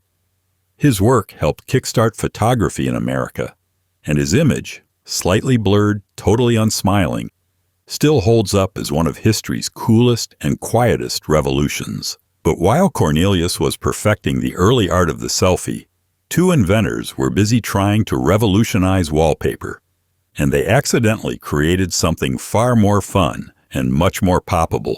Bubble wrap was originally invented as wallpaper. Believe it or not, that iconic sheet of air-filled plastic that people love to pop was originally marketed as interior decor. In 1957, engineers Alfred Fielding and Mark Chavon set out to create a new kind of textured wallpaper using 2 shower curtains sealed together with pockets of trapped air. The result? A bumpy, transparent material that looked futuristic but didn't exactly scream home design. Unsurprisingly, the wallpaper idea flopped, but the duo didn't give up. They soon discovered that the material made for excellent protective packaging, especially for fragile electronics, and by 1960, bubble wrap was being marketed by their company, Sealed Air Corporation, as a revolutionary cushioning product. The real breakthrough came when IBM began using it to ship their early computers, giving bubble wrap a reputation for industrial reliability and quirky usefulness. Of course, over time, it gained another legacy: stress relief. There's something universally satisfying about popping those tiny plastic bubbles. So much so that virtual bubble wrap apps now exist for digital age fidgeting. It's a perfect example of accidental brilliance, where a failed product finds new life in a completely unexpected market. And speaking of unexpected, the next great invention came from a melted candy bar and a radar machine. The microwave was invented by accident. Sometimes the greatest discoveries happen by complete chance, and the microwave oven is a perfect example. In 1945, Percy Spencer, an engineer working for Raytheon, was experimenting with magnetrons, key components in radar systems, when he noticed something strange. A candy bar in his pocket had melted unexpectedly. Intrigued, he placed popcorn kernels near the equipment, and they began to pop. Next came an egg, which exploded in a technician's face. Spencer quickly realized that the magnetron was emitting microwaves that could cook food by agitating water molecules. It was a revelation. By 1947, Raytheon had built the first microwave oven, dubbed the Radarange. It was as large as a refrigerator, cost around $5,000, and weighed nearly 750 pounds. Hardly kitchen-friendly. But over the following decades, the technology shrank, the prices dropped, and by the 1970s, microwaves became a staple of American households. Today, they're essential appliances used to heat up everything from leftovers to late-night cravings, and all of it started with one melted candy bar. But if you think cooking dinner with invisible waves is strange, just wait until you hear about the sport that combines household chores with mountain climbing. Yes, that's a real thing. There's a sport called extreme ironing. If you think household chores and adrenaline-fueled adventure don't mix, think again. Extreme ironing is a real sport that combines the utterly mundane act of ironing clothes with death-defying stunts in bizarre and often dangerous locations. Originating in the late 1990s in Leicester, England, the sport found a surprising following in the United States soon after. Participants have been known to press their shirts while hanging off cliffs, underwater in scuba gear, mid-skydiving jumps, on top of moving vehicles, and even while skiing down mountains. The idea? To inject excitement into a dull chore and prove that even the most routine task can become an act of daring. Competitors use portable ironing boards, actual irons, sometimes unplugged for safety, and go to absurd lengths to capture photos of themselves smoothing out wrinkles in the wildest settings imaginable. It's part performance art, part parody, and part celebration of human absurdity. Extreme ironing even has its own world championships, attracting daredevils from all over the globe. As ridiculous as it sounds, it caught fire with fans of extreme sports and lovers of the surreal. And while shirts were getting pressed in sky-high winds, one woman was aging more gracefully than modern technology itself, because she was literally older than sliced bread. Betty White was older than sliced bread. When people say someone's the best thing since sliced bread, they're usually talking about innovation and charm, and Betty White had both in spades. Born in 1922, Betty White entered the world 6 years before sliced bread became commercially available in 1928. That puts things in wild perspective. By the time the first pre-sliced loaf hit American shelves, Betty was already a curious 6-year-old, soaking up life in a rapidly changing country. Over the course of her life, she would witness nearly every major innovation of the 20th century, from black and white television to the internet age, and yet she remained relevant, beloved, and hilarious through it all. Her career in entertainment spanned more than 80 years, including landmark roles on The Mary Tyler Moore Show, The Golden Girls, and Hot in Cleveland. She broke records, won awards, and redefined what it meant to be a comedic actress at any age. Her wit never dulled, and her fan base only grew with each passing decade. The fact that she predates sliced bread isn't just trivia, it's a metaphor for timelessness. And while she charmed generations on screen, Coca-Cola was busy launching a soda that embraced the opposite philosophy, a brand built around teenage apathy and existential dread. There was a cola called OK Soda. In the 1990s, Coca-Cola decided to go completely off script and launch a soda that was the polar opposite of its upbeat, happiness-fueled brand. Enter OK Soda, a short-lived, deeply ironic drink that embraced apathy, teenage angst, and the cynical tone of the grunge era. Marketed almost like an art project, OK Soda cans were decorated with monochrome, minimalist designs and abstract illustrations. The tagline, "Things are going to be okay." Other marketing slogans included gems like, "Don't be fooled into thinking there has to be a reason for everything." The drink itself tasted like a flat cross between cola and orange soda. Not exactly refreshing, but weirdly memorable. OK Soda targeted Generation X with a knowing wink, trying to appeal to their mistrust of corporate messaging by, using corporate messaging. It was an experiment in reverse psychology, and for a brief moment, it actually worked. Teenagers embraced the brand's deliberate weirdness, collecting the cans and calling the hotline printed on the label to hear pre-recorded philosophical musings. Ultimately, the soda flopped, pulled from shelves within 2 years. But OK Soda remains a bizarre cultural relic, a marketing case study in how not to sell soft drinks. And while Coke played it cool, fashion designers in Hawaii were getting inspiration from ancient East Asian garments. Hawaiian shirts were inspired by Japanese kimonos. Hawaiian shirts, those bright, floral, button-down staples of vacation wardrobes, might seem like the epitome of island casual, but their origins are steeped in cross-cultural exchange. In the early 20th century, Japanese immigrants living in Hawaii began using leftover kimono fabric to create short-sleeve shirts for local wear. These fabrics featured bold patterns, including cherry blossoms, cranes, and geometric prints, designs that would later become hallmarks of the aloha shirt style. As tourism began booming in the 1930s, local tailors recognized an opportunity and began producing these colorful shirts specifically for visitors seeking souvenirs that embodied the island spirit. The shirts quickly evolved from traditional Japanese motifs to include tropical themes like palm trees, surfers, and hibiscus flowers, blending local flavor with international heritage. By the 1940s and 50s, Hawaiian shirts were being mass-produced and worn by celebrities, cementing their place in pop culture. What began as a practical use of scrap fabric became a fashion movement, equal parts kitsch and cool.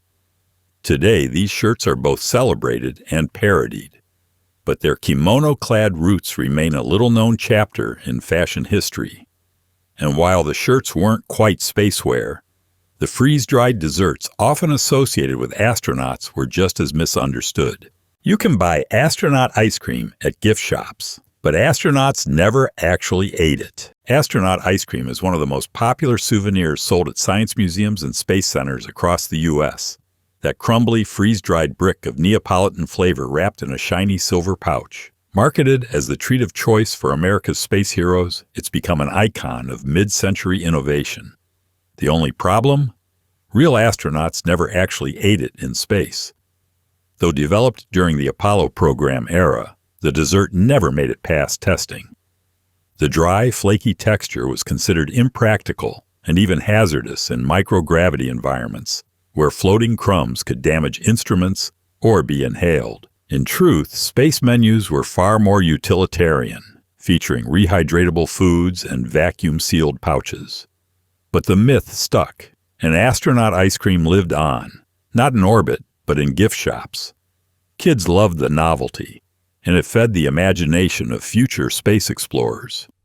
It's a classic case of marketing becoming legend, where a product's story eclipses its reality. Still, it tastes kind of fun, chalky, weird, but uniquely nostalgic.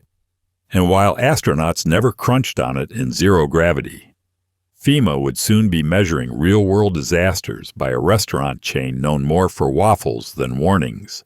Waffle House has a secret disaster response team. Most people associate Waffle House with scattered hash browns and syrup-drenched breakfasts. But behind the scenes, this southern diner chain plays a surprisingly serious role in national emergency planning.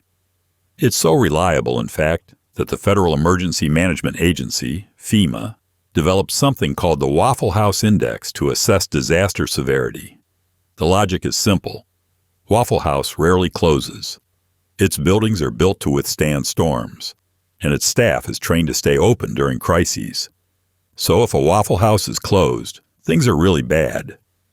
The company maintains a secretive disaster response team capable of deploying quickly, bringing in generators, food supplies, and even portable kitchens to reopen affected locations as soon as possible. Their commitment to staying open has made Waffle House a key player in emergency recovery, feeding first responders, displaced families, and entire communities after hurricanes, tornadoes, and floods. Their no-nonsense efficiency and preparedness have turned them into an unlikely symbol of resilience. It's a strange fusion of comfort food and crisis control, And one more reason why Waffle House is far more than just a greasy spoon. And speaking of strange firsts, one TV show in the 1950s shattered every boundary by broadcasting a moment no one had ever seen on air before. A TV show once aired a live birth. In 1953, American television audiences witnessed something completely unprecedented. A live birth broadcast on network TV. The show was Mary Kay and Johnny, a pioneering sitcom that aired before I Love Lucy and was notable for being the first to portray a married couple sharing the same bed. A shocker for the era, but it didn't stop there. When Mary Kay Stearns, the show's lead actress, became pregnant in real life, the writers decided to incorporate her pregnancy into the show's storyline. And when the time came, instead of writing around her absence, they leaned into reality, airing the moment of birth live on television. It was a groundbreaking moment, not just for television, but for American culture. Up until then, topics like pregnancy and childbirth were considered taboo for TV, and certainly not something to be depicted in real time. Viewers were stunned and fascinated. The show blurred the lines between scripted drama and actual life, years before reality TV was even a concept. It opened the door for future shows to explore family life more honestly. But while Mary Kay and Johnny were capturing life on air, another man in Georgia was building a very different kind of fantasy, one that boldly went where no backyard had gone before.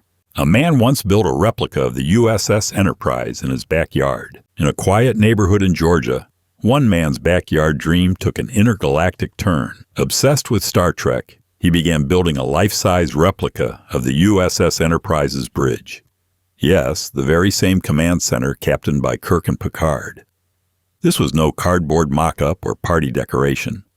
The replica featured working lights, control panels, authentic sound effects, and even chairs modeled after the original 1960s design. It wasn't built for fame or money.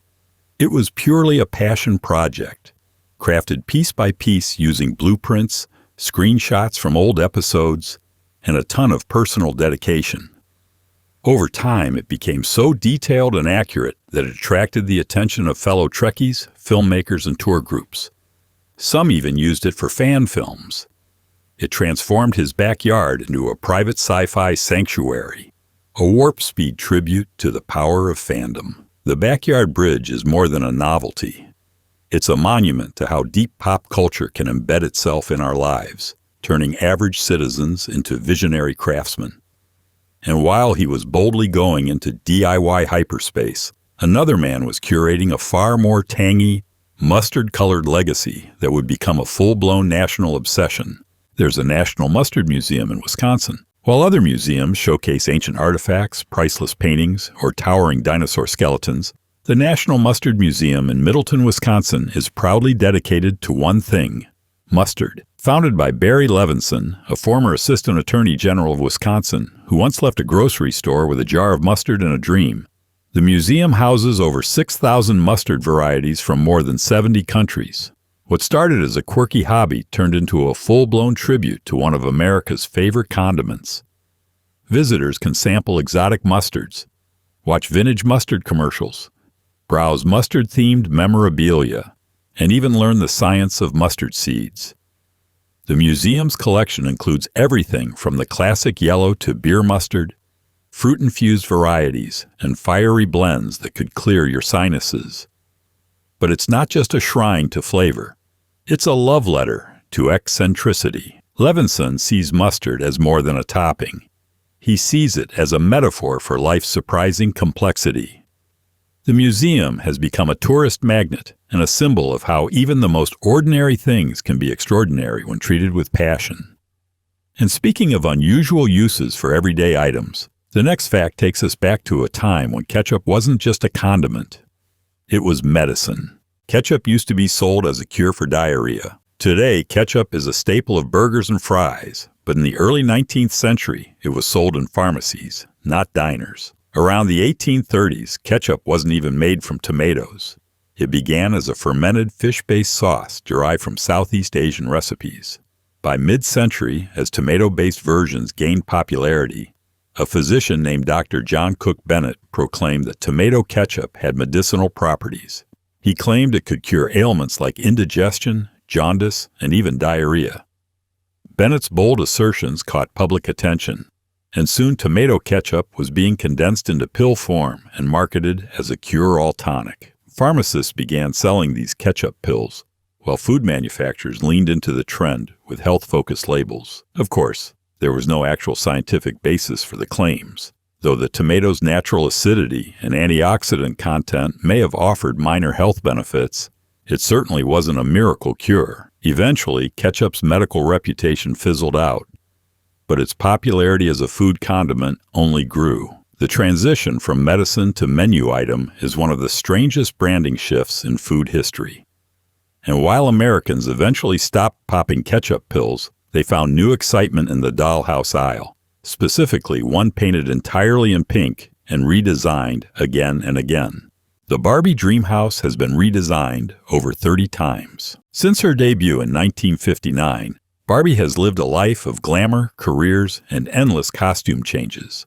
But perhaps her most iconic accessory is her home, the Barbie Dream House. First released in 1962 as a cardboard fold-out structure with paper furniture, the Dream House has been reinvented more than 30 times, evolving alongside architectural trends, technological advancements, and social expectations. Over the decades, Barbie's pad has included everything from shag carpets and sunken living rooms in the 70s to pastel deco interiors in the 80s, and even voice-activated smart homes in the 2010s.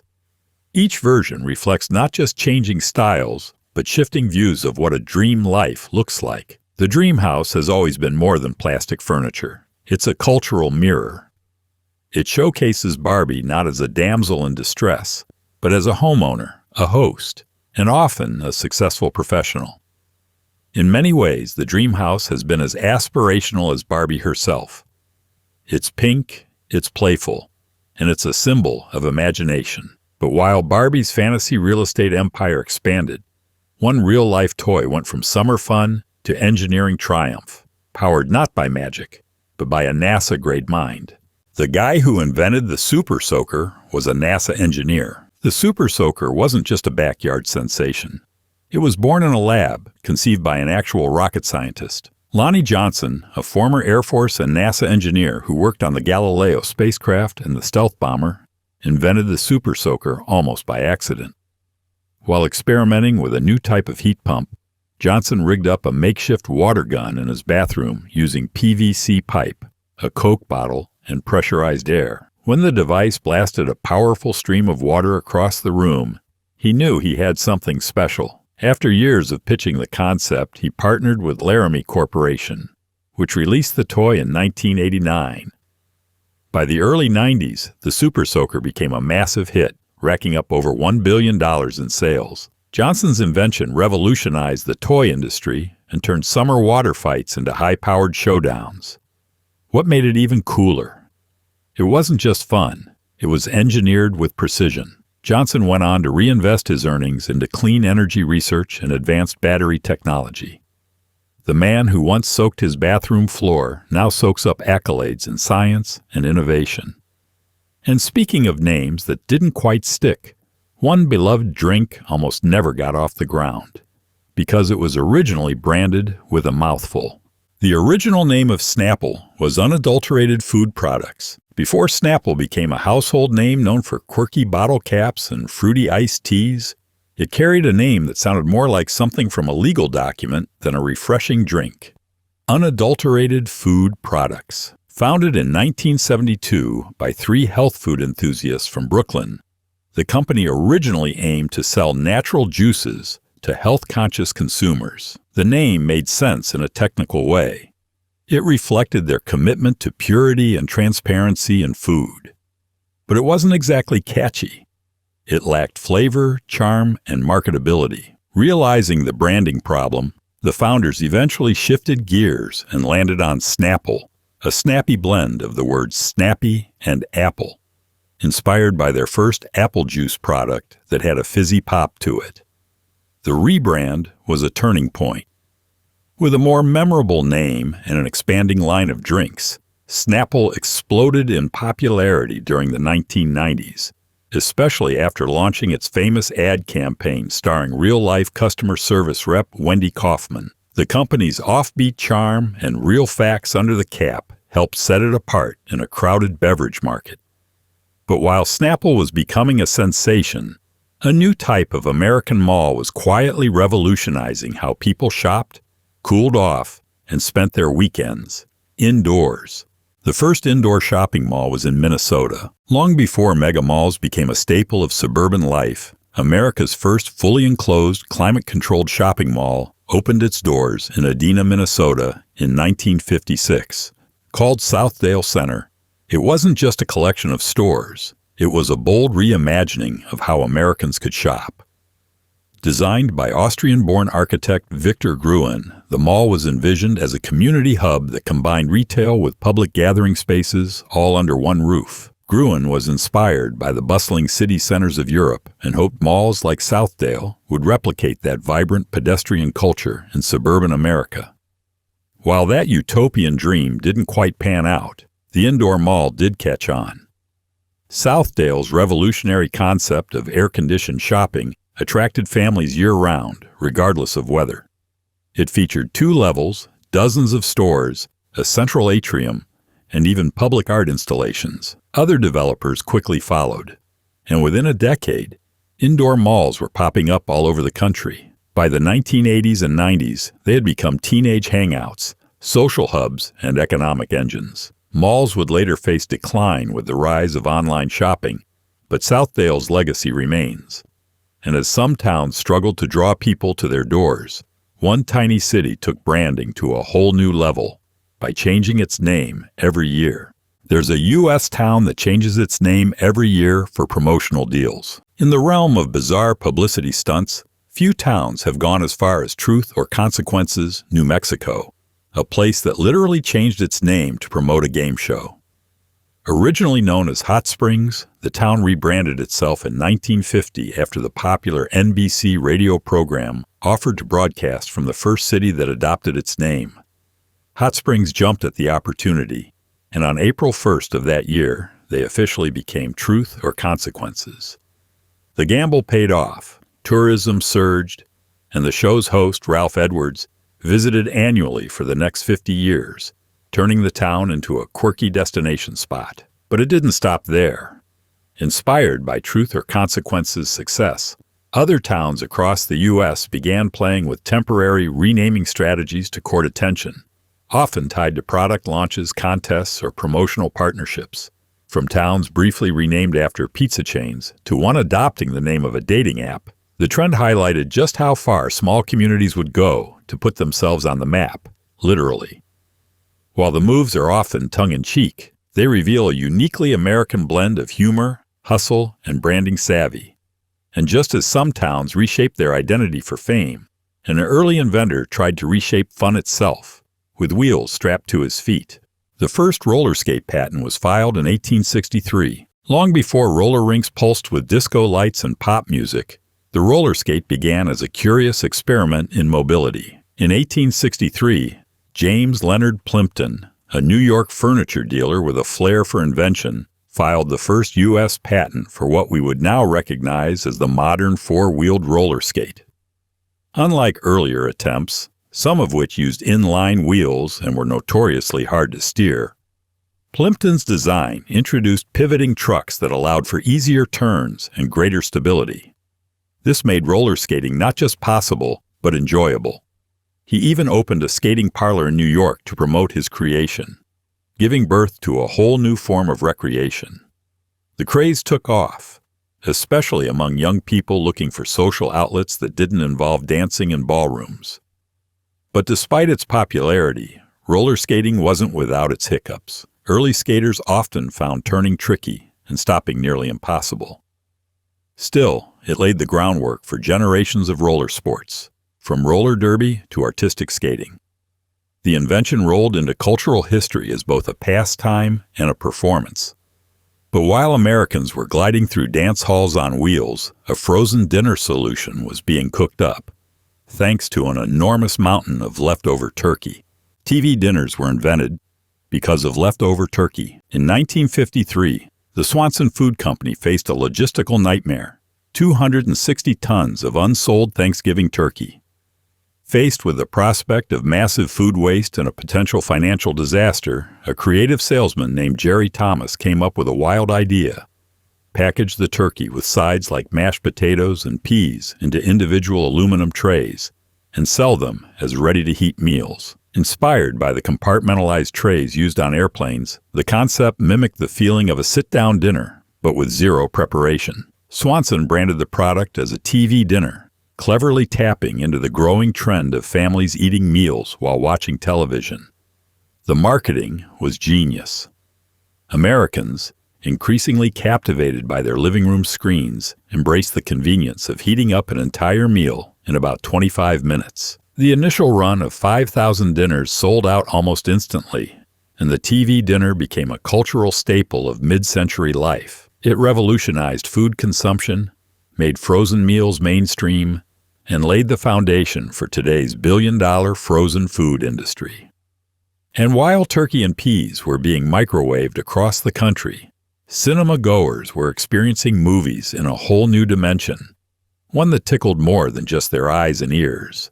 In the 1980s, people wore smell-o-vision cards to movies. The 1980s were a wild time for cinematic gimmicks, but few were as oddly immersive as smell-o-vision. While the original concept dates back to the 1960s, it found a second life in the 80s through scratch and sniff cards distributed at movie theaters. These cards came with numbered scent patches that audiences were instructed to scratch during specific scenes, prompted by on-screen cues or flashing numbers. The goal was to create a multi-sensory experience, letting viewers smell what was happening on screen, whether it was a bakery, a forest, or something far less pleasant. Movies like Polyester, directed by cult filmmaker John Waters, famously used this technique, offering up intentionally ridiculous scents as part of the viewing experience. While certainly novel, the gimmick didn't catch on as a mainstream innovation.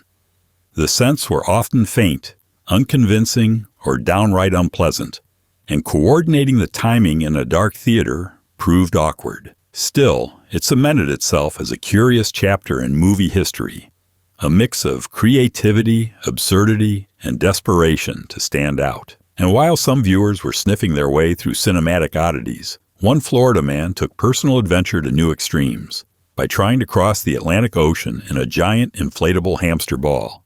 A Florida man once attempted to ride a Zorb ball across the Atlantic Ocean. In what might be the most Florida story ever told, a man named Reza Bellucci attempted to cross the Atlantic Ocean inside a giant inflatable bubble.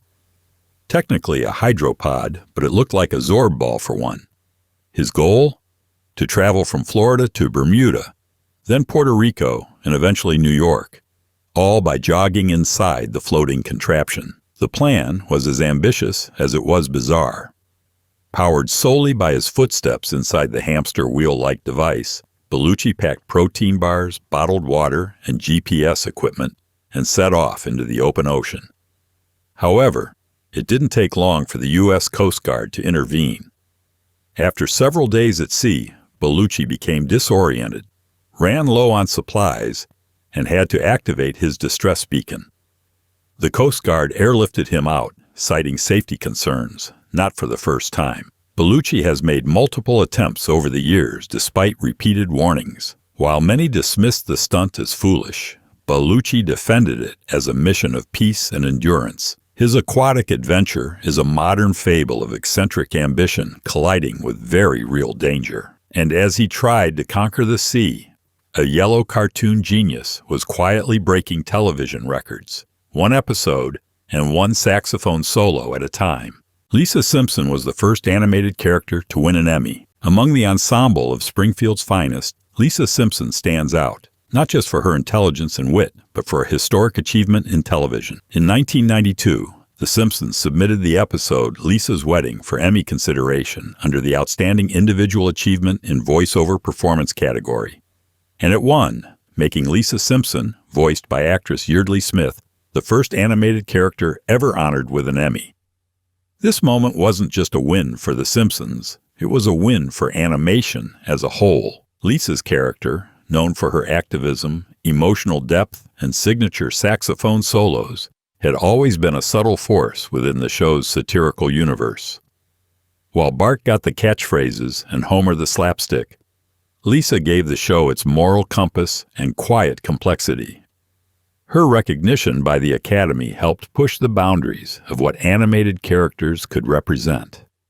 Not just comic relief, but layered, compelling figures worthy of dramatic attention. It opened the door for future accolades across the genre and validated what fans already knew. Cartoons can be art. And while Lisa was earning awards for her fictional achievements, a real-life man was making holiday history by becoming the very first mall Santa. The first mall Santa appeared in 1890. Before department stores became winter wonderlands of twinkling lights and candy canes, there was James Edgar, a dry goods store owner in Brockton, Massachusetts, who revolutionized the way Americans experience Christmas. In 1890, Edgar had a simple yet brilliant idea. Dress up as Santa Claus and walk among the aisles of his store to greet children and customers. Inspired by Thomas Nast's popular illustrations of Santa, Edgar donned a custom red velvet suit and white beard, bringing the character to life in a way no one had done before. The result? Instant magic. Children came from towns away just for the chance to meet him, and Edgar's store became a seasonal pilgrimage site. His warmth and theatrical presence made Santa feel real, transforming Christmas shopping from a transaction into an experience. Other stores quickly caught on, and within a decade, mall Santas had become a national tradition. Today, hundreds of Santas appear in malls, department stores, and parades across the country each December, all following in the snowy bootsteps of Edgar's original idea. And while Edgar's holiday cheer brought smiles to thousands, another Hollywood legend has long kept people guessing, with a rumor about her feet that just won't die. Marilyn Monroe had 6 toes on 1 foot, or so the rumor goes. For decades, the myth that Marilyn Monroe had 6 toes on 1 foot has endured, surviving through tabloid whispers, conspiracy theories, and fan debates. The rumor traces back to an early modeling photo in which Monroe, then still known as Norma Jean, appears to have what looks like an extra toe on her left foot. That single image launched 1,000 speculations. Was it a genetic anomaly?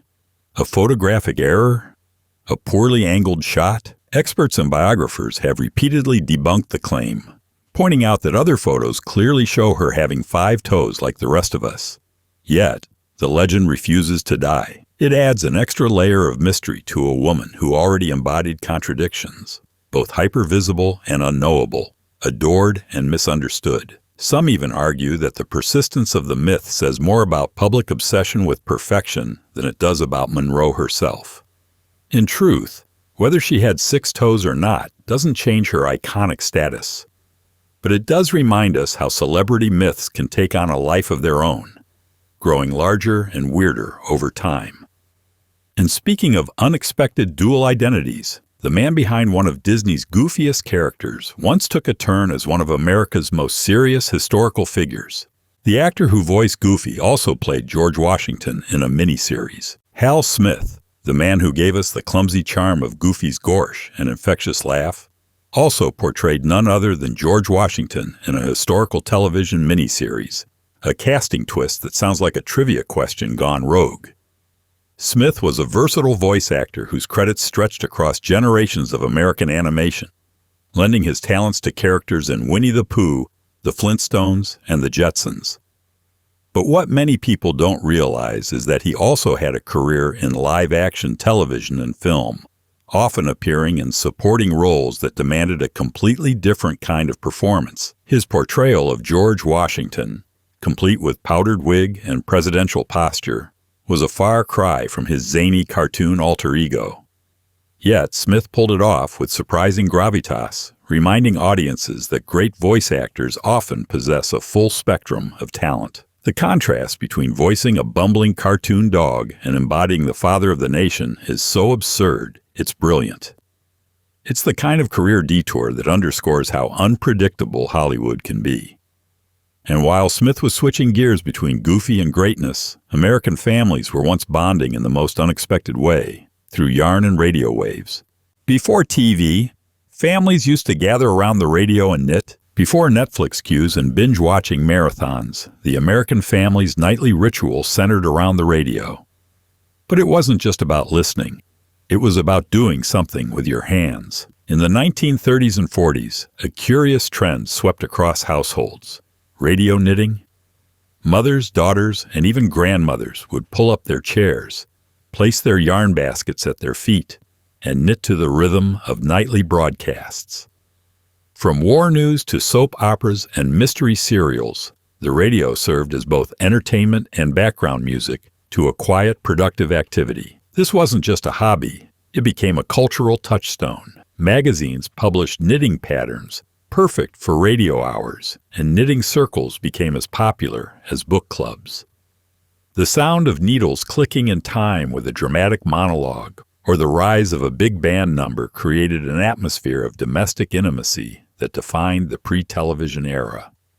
Even advertisers got in on the trend, targeting knitters with radio-sponsored yarn giveaways and brand-sponsored pattern books. Radio knitting transformed downtime into shared time. It was simple, soothing, and surprisingly social. But just as yarn wove its way into American living rooms, something very different and digital was about to change everything, starting with one awkward trip to the zoo.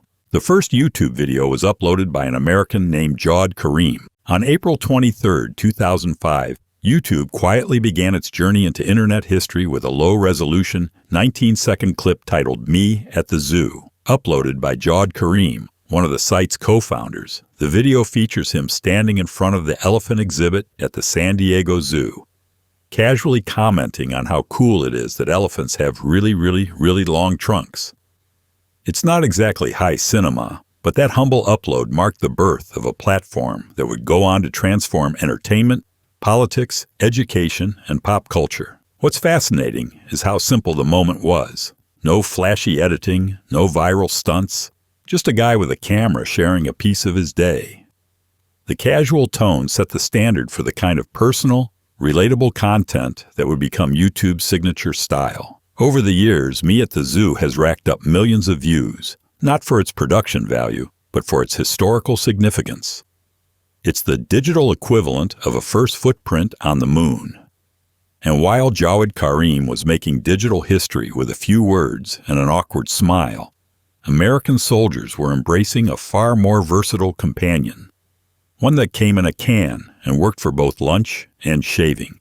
Spam was so beloved during What II, it earned the nickname the Miracle Meat. During World War II, Spam wasn't just a food, it was a battlefield essential. The canned meat, made by Hormel Foods, became a staple in U.S. military rations due to its long shelf life, low cost, and no need for refrigeration. American soldiers carried it in their packs, ate it cold or fried, and came up with countless ways to spice it up, from adding mustard to turning it into stews. It was everywhere, on ships, in trenches, and in field kitchens. Some soldiers even used the leftover grease as makeshift shaving cream or to waterproof boots. The sheer ubiquity of Spam earned it the nickname the Miracle Meat, not just for its practicality, but for how it kept troops fed under the harshest conditions. Back home, Americans grew so accustomed to it during rationing that it became a pantry staple even in peacetime. Love it or hate it, Spam left an indelible mark on American culinary history, especially in regions like Hawaii, where it remains hugely popular today. Its wartime legacy shows how necessity can elevate even the humblest product. And while soldiers were frying up slices of canned meat, a naval commander was about to set sail into serial lore with a name as bold as his imaginary ship. The original name of Captain Crunch was Horatio Magellan Crunch. Before he became the grinning, mustachioed mascot with a blue uniform and an eye for sugary corn squares, Captain Crunch had a full and surprisingly dignified name. Horatio Magellan Crunch. That's right, the good captain has a first, middle, and last name, and he commands not just breakfast bowls, but also a fictional vessel known as the SS Guppy. Introduced by Quaker Oats in 1963, Captain Crunch was designed to appeal to children through colorful animation and a voice that projected leadership and whimsy. But the backstory crafted around him was oddly elaborate. According to official lore, Horatio hails from the fictional Crunch Island, a magical place populated by talking trees and friendly creatures. The choice of the name Magellan clearly hints at maritime exploration, while Horatio echoes Admiral Horatio Nelson, one of Britain's most famous naval commanders. Over time, this lore was mostly tucked away in promotional materials and commercials, but hardcore cereal fans still remember it fondly. Captain Crunch's complex identity gave the brand a mythic charm that separated it from the crowd of generic breakfast mascots. And while Horatio was sailing through milky seas, someone in Kansas was rolling their way into a record book with a ball of twine too big to ignore. The world's largest ball of twine is in Kansas. Some people collect stamps, others collect coins. But in Cawker City, Kansas, one man's quirky passion led to one of the most delightfully absurd roadside attractions in American history: the world's largest ball of twine. It all started in 1953 when a local farmer named Frank Stober began winding used twine into a ball as a simple hobby. He just kept going and going and going until the twine weighed thousands of pounds. When the town caught wind of what he was doing, it became a source of community pride. After Frank's death, the townspeople took over the effort and kept adding to the ball. Today, the massive spool weighs over 20,000 pounds and stretches more than 8 feet high. Every August, the town hosts a twine-a-thon, where visitors and residents alike can contribute a few more feet to the monument. The ball has become a quirky symbol of collective eccentricity, proof that even the most mundane materials can become legendary with enough dedication and community spirit. Tourists make detours just to snap photos beside it, drawn to its sheer weirdness. And if you think a giant ball of string is hard to unsee, wait until you notice what's sitting dead center in Tom Cruise's smile. Tom Cruise's middle tooth is perfectly centered. Once you see it, you can't unsee it. Look closely at any smiling photo of Tom Cruise, and you might notice something strange. One of his front teeth is perfectly aligned with the center of his face. It's often called his middle tooth, and it's become the subject of numerous memes, cosmetic dentistry discussions, and obsessive fan theories. How did it happen?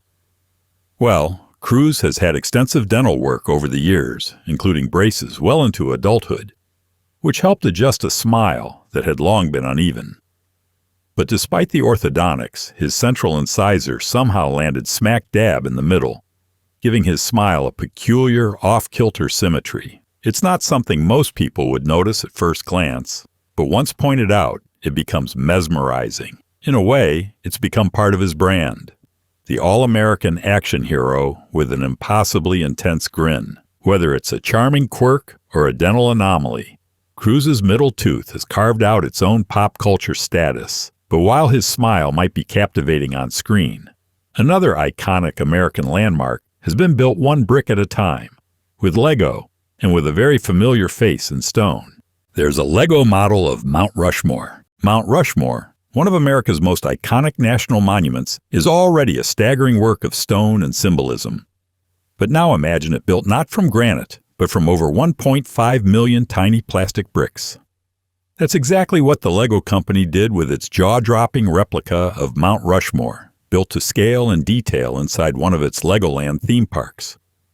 The model includes the famous faces of George Washington, Thomas Jefferson, Theodore Roosevelt, and Abraham Lincoln, painstakingly assembled brick by brick to capture the depth, expressions, and grandeur of the original sculpture. Standing before it, visitors are often struck by the strange mix of reverence and playfulness.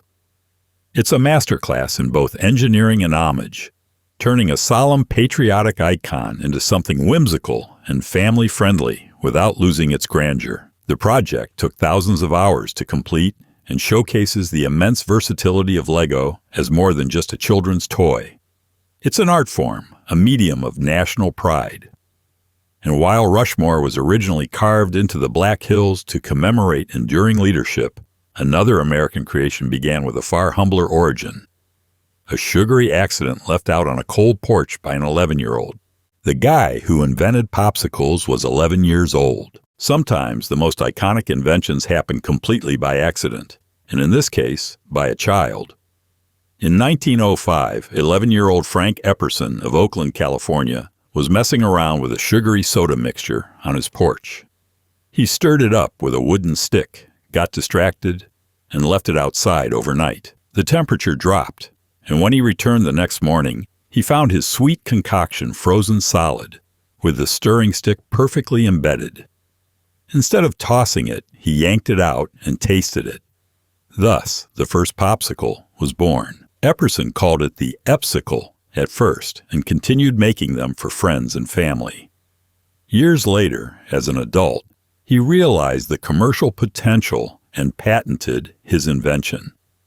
His children reportedly preferred calling them popsicles, which ultimately morphed into popsicles, the name we know today. By the 1920s, he had sold the rights to a larger company, and the frozen treat quickly spread across the U.S., becoming a summertime staple. From lemonade to root beer flavors, the popsicle became more than just a dessert.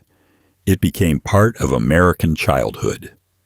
And speaking of childhood nostalgia, one pint-sized Hollywood legend once got her very own drink named after her, without a single drop of alcohol. Shirley Temple had a drink named after her by a bartender who thought she was adorable. Long before she could legally drink, Shirley Temple walked into a swanky restaurant in Beverly Hills and walked out with a mocktail named after her.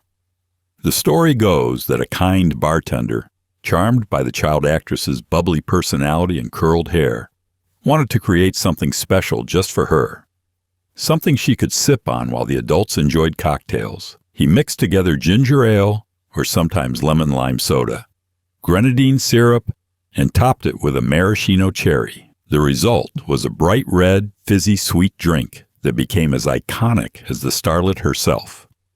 The Shirley Temple quickly caught on, spreading through restaurants, country clubs, and eventually into everyday American homes.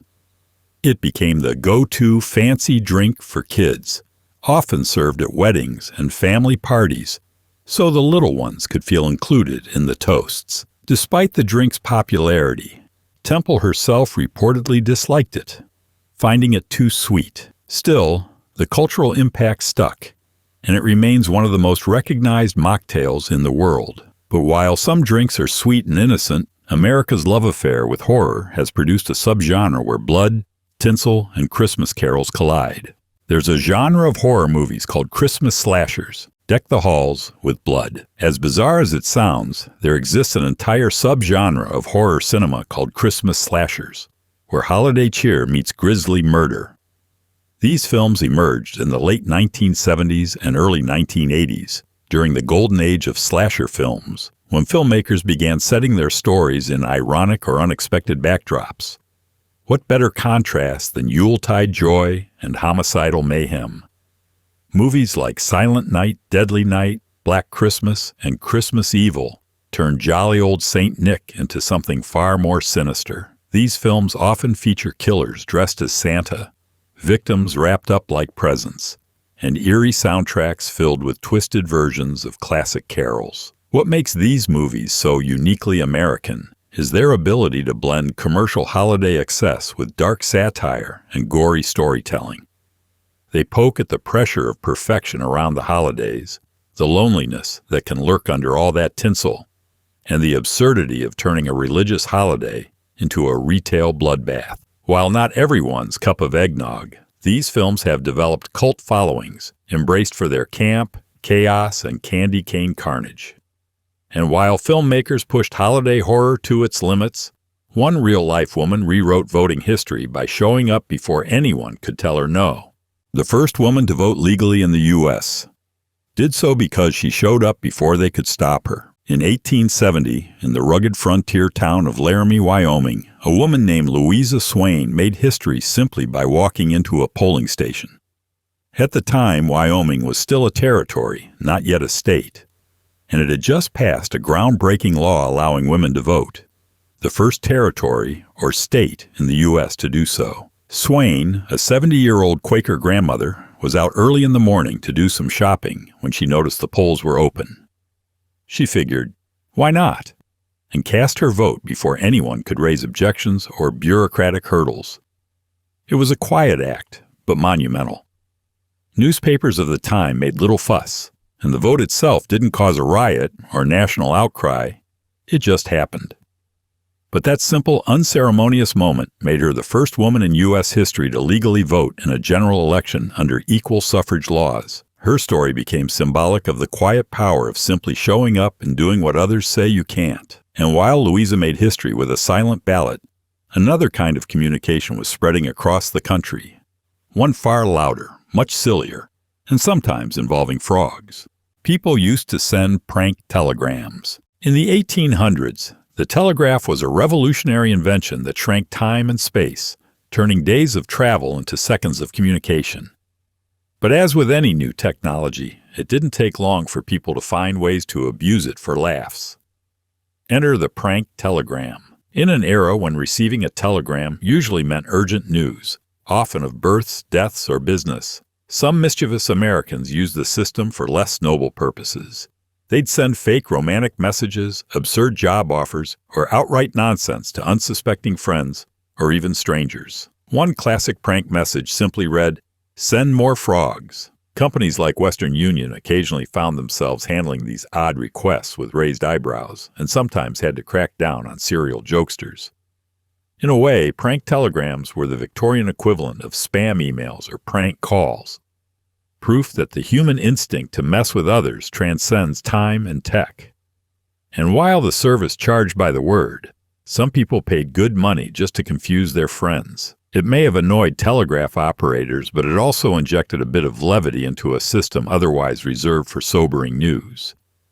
And speaking of levity, no fast food mascot had more sass, or a bigger fan club, than a certain talking dog from the 90s. The 1990s Taco Bell Chihuahua had its own fan club. In the late 1990s, Taco Bell introduced a pint-sized marketing sensation that would become one of the most unexpectedly iconic ad campaigns in fast food history, the Taco Bell Chihuahua. With his signature line, "Yo quiero Taco Bell," delivered in a suave, exaggerated accent, this little dog became a cultural juggernaut. Voiced by actor Carlos Alazraqui and animated with clever puppetry and early CGI, the Chihuahua's commercials ran nonstop on American TVs, turning a small dog into a massive star. He had attitude, style, and a surprisingly large vocabulary, pitching tacos and burritos with catchphrases like "drop the chalupa," and even dressing up like Godzilla in one memorable spot. The response was electric. Kids and adults alike couldn't get enough. Soon, the Chihuahua had his own plush toys, t-shirts, and even a full-blown fan club.